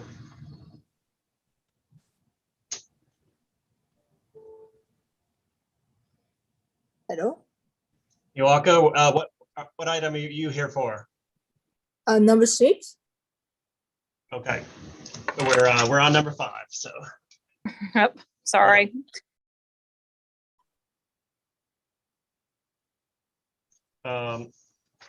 In the meantime, Chris from Department of Public Works had to go. He emailed responses though for the next 3 items. So his comments on this one are need to show the vertical distance between the top of the sidewalk to bottom of lower overhang. Ashley, You said there was no overhang?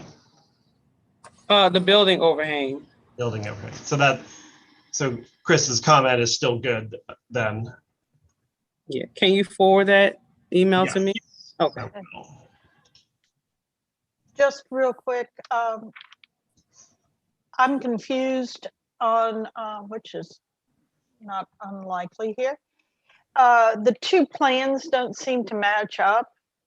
One of them shows palm trees in the facade, in front of the facade, and yet the overhang says it goes to the curb or to the street. So, Paul, if maybe you can pull it up and somebody more familiar with plans can explain it to me, I'd appreciate it. You see the palm trees up there? Everyone see the palm trees? And yet we're here looking for an overhang. If you go down into the next plan. Not on this sheet. It's not on that sheet. It's a separate plan that was submitted that shows an overhang all the way to the curb. And so I'm just a bit confused. Is this been built already and all we're looking at is the overhang, or? No, it hasn't been built, and it's only about a foot over the right of way on each side. It is? Okay, because it says concrete from curb to property line. So the overhang is only that 1 foot, Correct. that one line? And that's Correct. all we're here for? And Correct. that's Only on the on- Chapatula side? Is that right, Ashley? It's only on the Chapatula side? And the it looks Gravia Street side as well. On, and the which one side? Gravia Street? Oh, yeah, but the Gravier Street, where is that 1 foot? Oh, I see 1 to 2 inches overhang on gravity. 1 foot 2 inches overhang. I think it says 1, is that 1 foot or 1 inch? To 2 1 inches? foot 2 inches. And what is the, so that the other one is the property line, but there's nothing on Chapatulas that shows the overhang.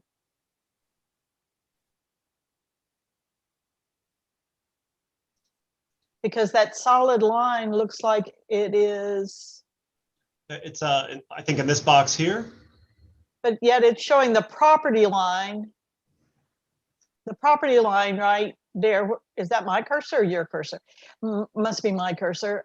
You see at the corner, it says property line, and it Yeah. shows the outermost. So then that's not an overhang onto public property. You see the you see it says it is, but yet you show the property, it shows the property line at the far, as the far left line. At that corner, there you go, come down, down, there you go, see that property line? Yeah, And you see that it's the outermost thing, right. the outermost line. So then that's not an overhang onto public property. Even though the call out says that that is a 1 foot 2.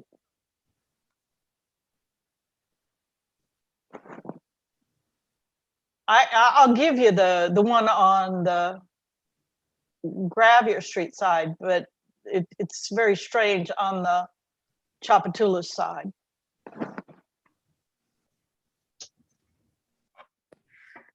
Okay, Tika, I'll follow up with you through email on this one. Well, Ashley, I think we should probably get some clarification from the applicant on that. Right, he's not on the call, so Okay. I would only be able to follow up through email. Great, thanks. It just, the drawing needs to be clearer in any case. But other than that, I don't have any objection.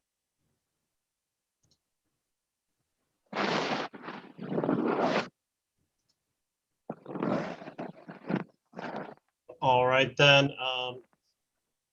Any other comments or questions from committee members? We're going to move on to the next item.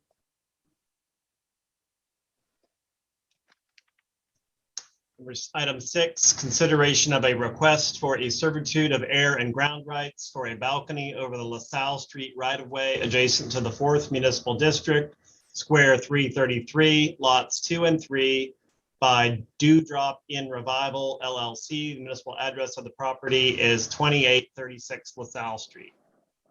So we have Miwako.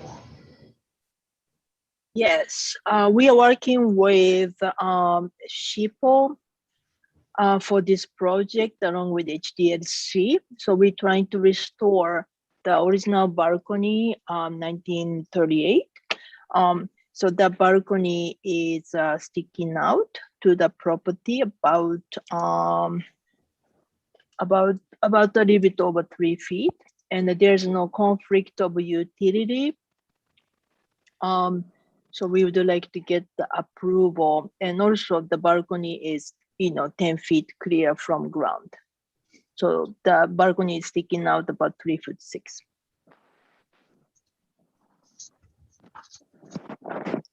And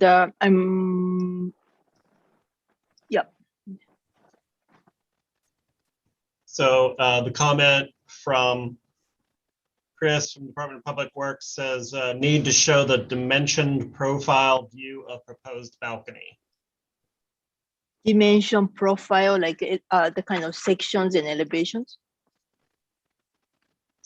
You Yes. are better at interpreting that Yes. than I am. Okay, we should have that as a part of a permit set. But I understood. Is that something we can submit later? It's Yes. part of permit set, but I think we can identify which sheet and communicate with Ashley. Yeah, just email it to me. Okay.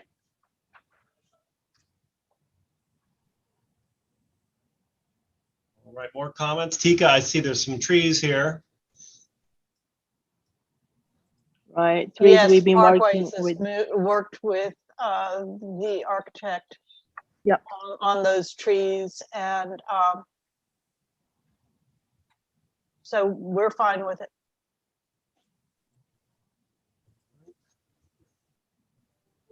Any comments from any other committee members?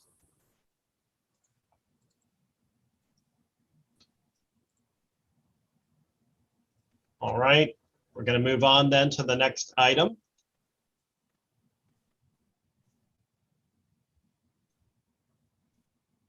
And the last item.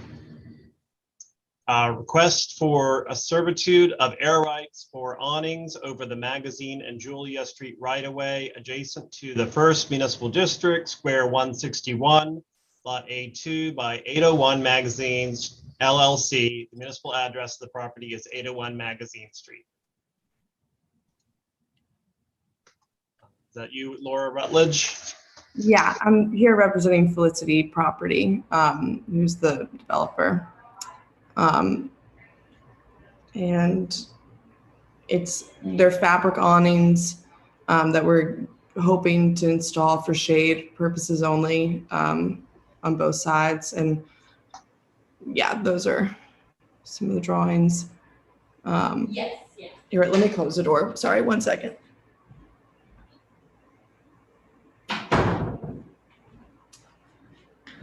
So yeah, any questions you have, let me know, or any further information you may need.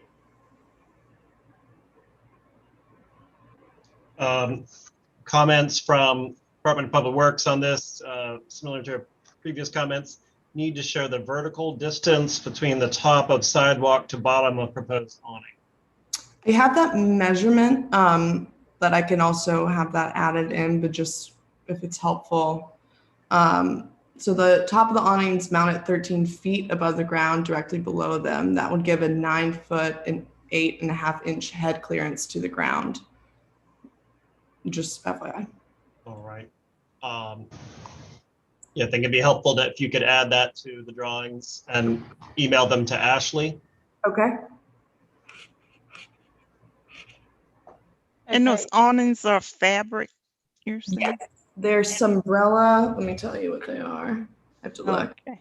Sumbrella pattern 5704, Beaufort black / white 6-bar.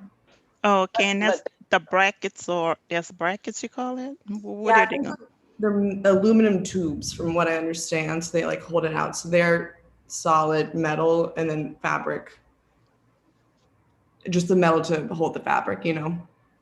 Oh, and it's aluminum tubing. Yeah, that's what it looks like. Yep, aluminum tubing. Aluminum tube MIG, welded in one piece. Okay.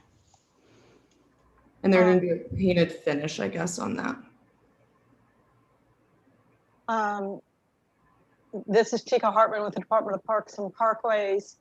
And my concern is the amount to which they jut out and into the canopy of the trees. It's an unfortunate little rendering you have on the bottom right of this particular page. Okay. But what would be great would be to have a section showing how much of this existing sidewalk and where it is in relation to the trees. I noticed, I think it's around on awning 4. You would be right in the middle of the canopy of the tree. Okay. I'm not sure if to be honest with you, because the fabricator made these, so I think that could be why. I think it's almost stuck in afterwards. But depending on the depth, and by depth I mean the 4 feet of the amount of, and the depth of the sidewalk, I don't have any relationship. Understood. And that's an unfortunate drawing, but it's still a valid concern there. The other one is around 8, where you have it going right through the tree. Right. Like I said, that's just an unfortunate depiction, but if you could give us sections at those locations and show where the canopy of the tree is and the width of the sidewalks, so that we can have an idea of what the actual ramifications would be. Okay. Is that something I can just email to Ashley? Sure. Okay. But you understand my concern. I do. Basically, yeah, I can't have them in the middle of the canopy of the tree. Of course. Understood. Oh, okay. And I know Chris hasn't given this comment, but he's just asked the question of the clearance. I know in other situations, there's been some concerns when it's less than 10 inches. So like, you're going to need to follow up with DPW. 10 inches or 10 feet? I'm sorry. Sorry, 10 feet. It's late. Yeah. Okay. But Ashley can help you follow up with them on those 2 issues. Okay, understood. Probably when you do your sections for the sidewalk, et cetera, you'll be able to show your height. Now, and excuse my naivete, this is my first meeting participating for something like this. If our awning fabricator can't provide that, who do you all suggest? I can figure this out, but I just was curious.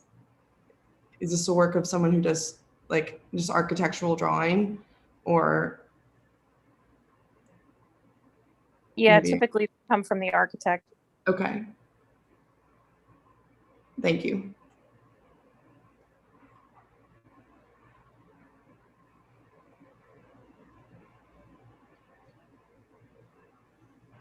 Any more questions or comments concerning this? Is it time for recess? It is almost time if there's no more questions and comments. Excellent. All right, Jen needs a break. In that case, we're going to go to recess for 3 minutes, and then we'll come back and vote on the CPC items only. So I'm going to turn my video off. Yeah, just for everybody that's on the call, that means we're only voting on the item number 2 and 3.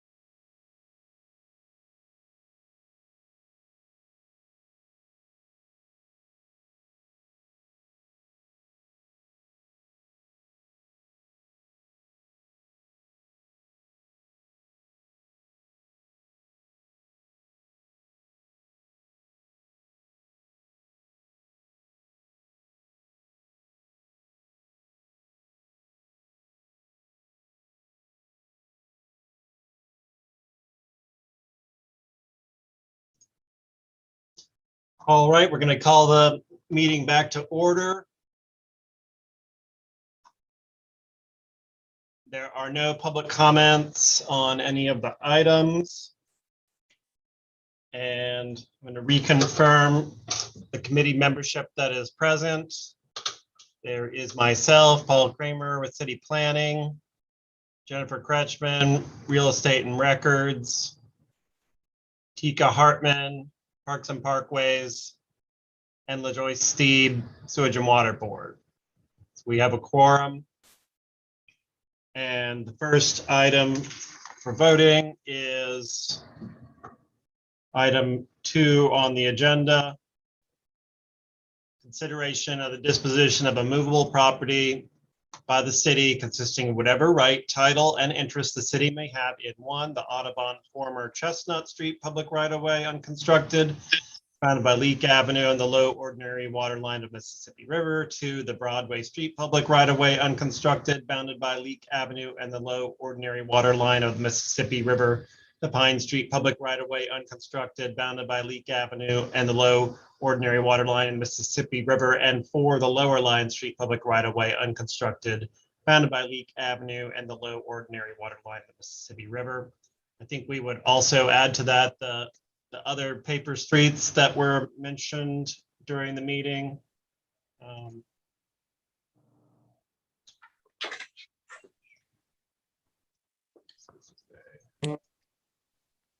Yeah, the Camp, Magazine, Constance and Patton, and what they called New Public Road. Yes, thank you. I was just trying to pull it up myself.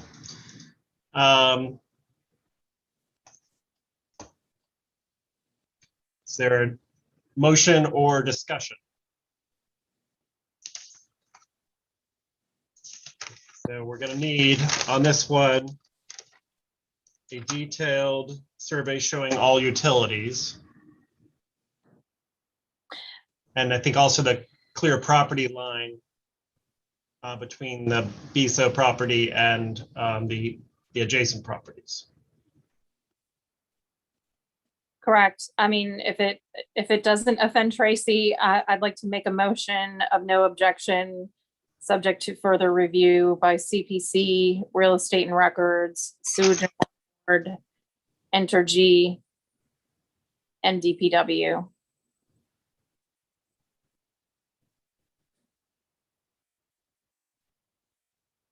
That seems in order. So we have a motion. I'll second it. Seconded by Parks and Parkways.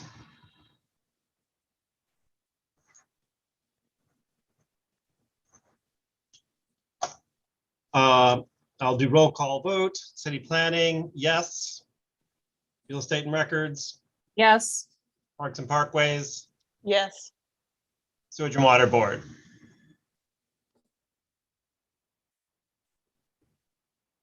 LaJoyce,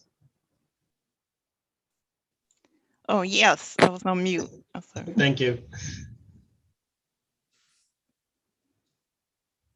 Just give me a moment while I make those notes. Is Tracy still on the line? I don't think so. Okay. We have a bare quorum. And then next is consideration of request by Uptown Recycling for a sale of portion of ground in the first municipal district consisting of a portion of the Willow Street right-of-way adjacent to Square 447 bounded by Earhart Boulevard, Pontchartrain Expressway on-ramp. And I'm going to make a motion of no objection, subject to further review by Real Estate and Records, City Planning Commission, and Sewage and Water Board and DPW. I'll second it. With follow-up being that we're going to do the provisos and confirmations from the state that we discussed at length earlier. Yes, and also for the retainage and relocation of utilities, that would have to be done at the done by the owner's expense. Make sure you put that in there. Okay, at the owner's expense. Mm-hmm. But we're going to address that. The potential purchaser is Okay. through auction. Okay. Okay. So again, I'm going to make a motion of no objection, subject to further review by Real Estate, City Planning, Sewage and Water Board, and DPW. And Parkway, you still second? Sure. Okay. Roll call. Oh, I have another. Okay, so we do have the retainage and relocation of utilities and the drawings. We understand that that's going to be a proviso going forward. Yes. Okay, During the city planning commission analysis, LaJoyce, I would contact you to get the exact language to be put in as a proviso. okay, all right, okay. All right, then roll call. City planning, yes. Real estate and records, Yes. parks and parkways, Yes. sewage and water board. Yes. All right, motion passes. That is our last item, so we will now adjourn the meeting. Thank you. Everyone for sticking it out through this unusually long PAC meeting. Thanks, everybody. Have a good day. Bye.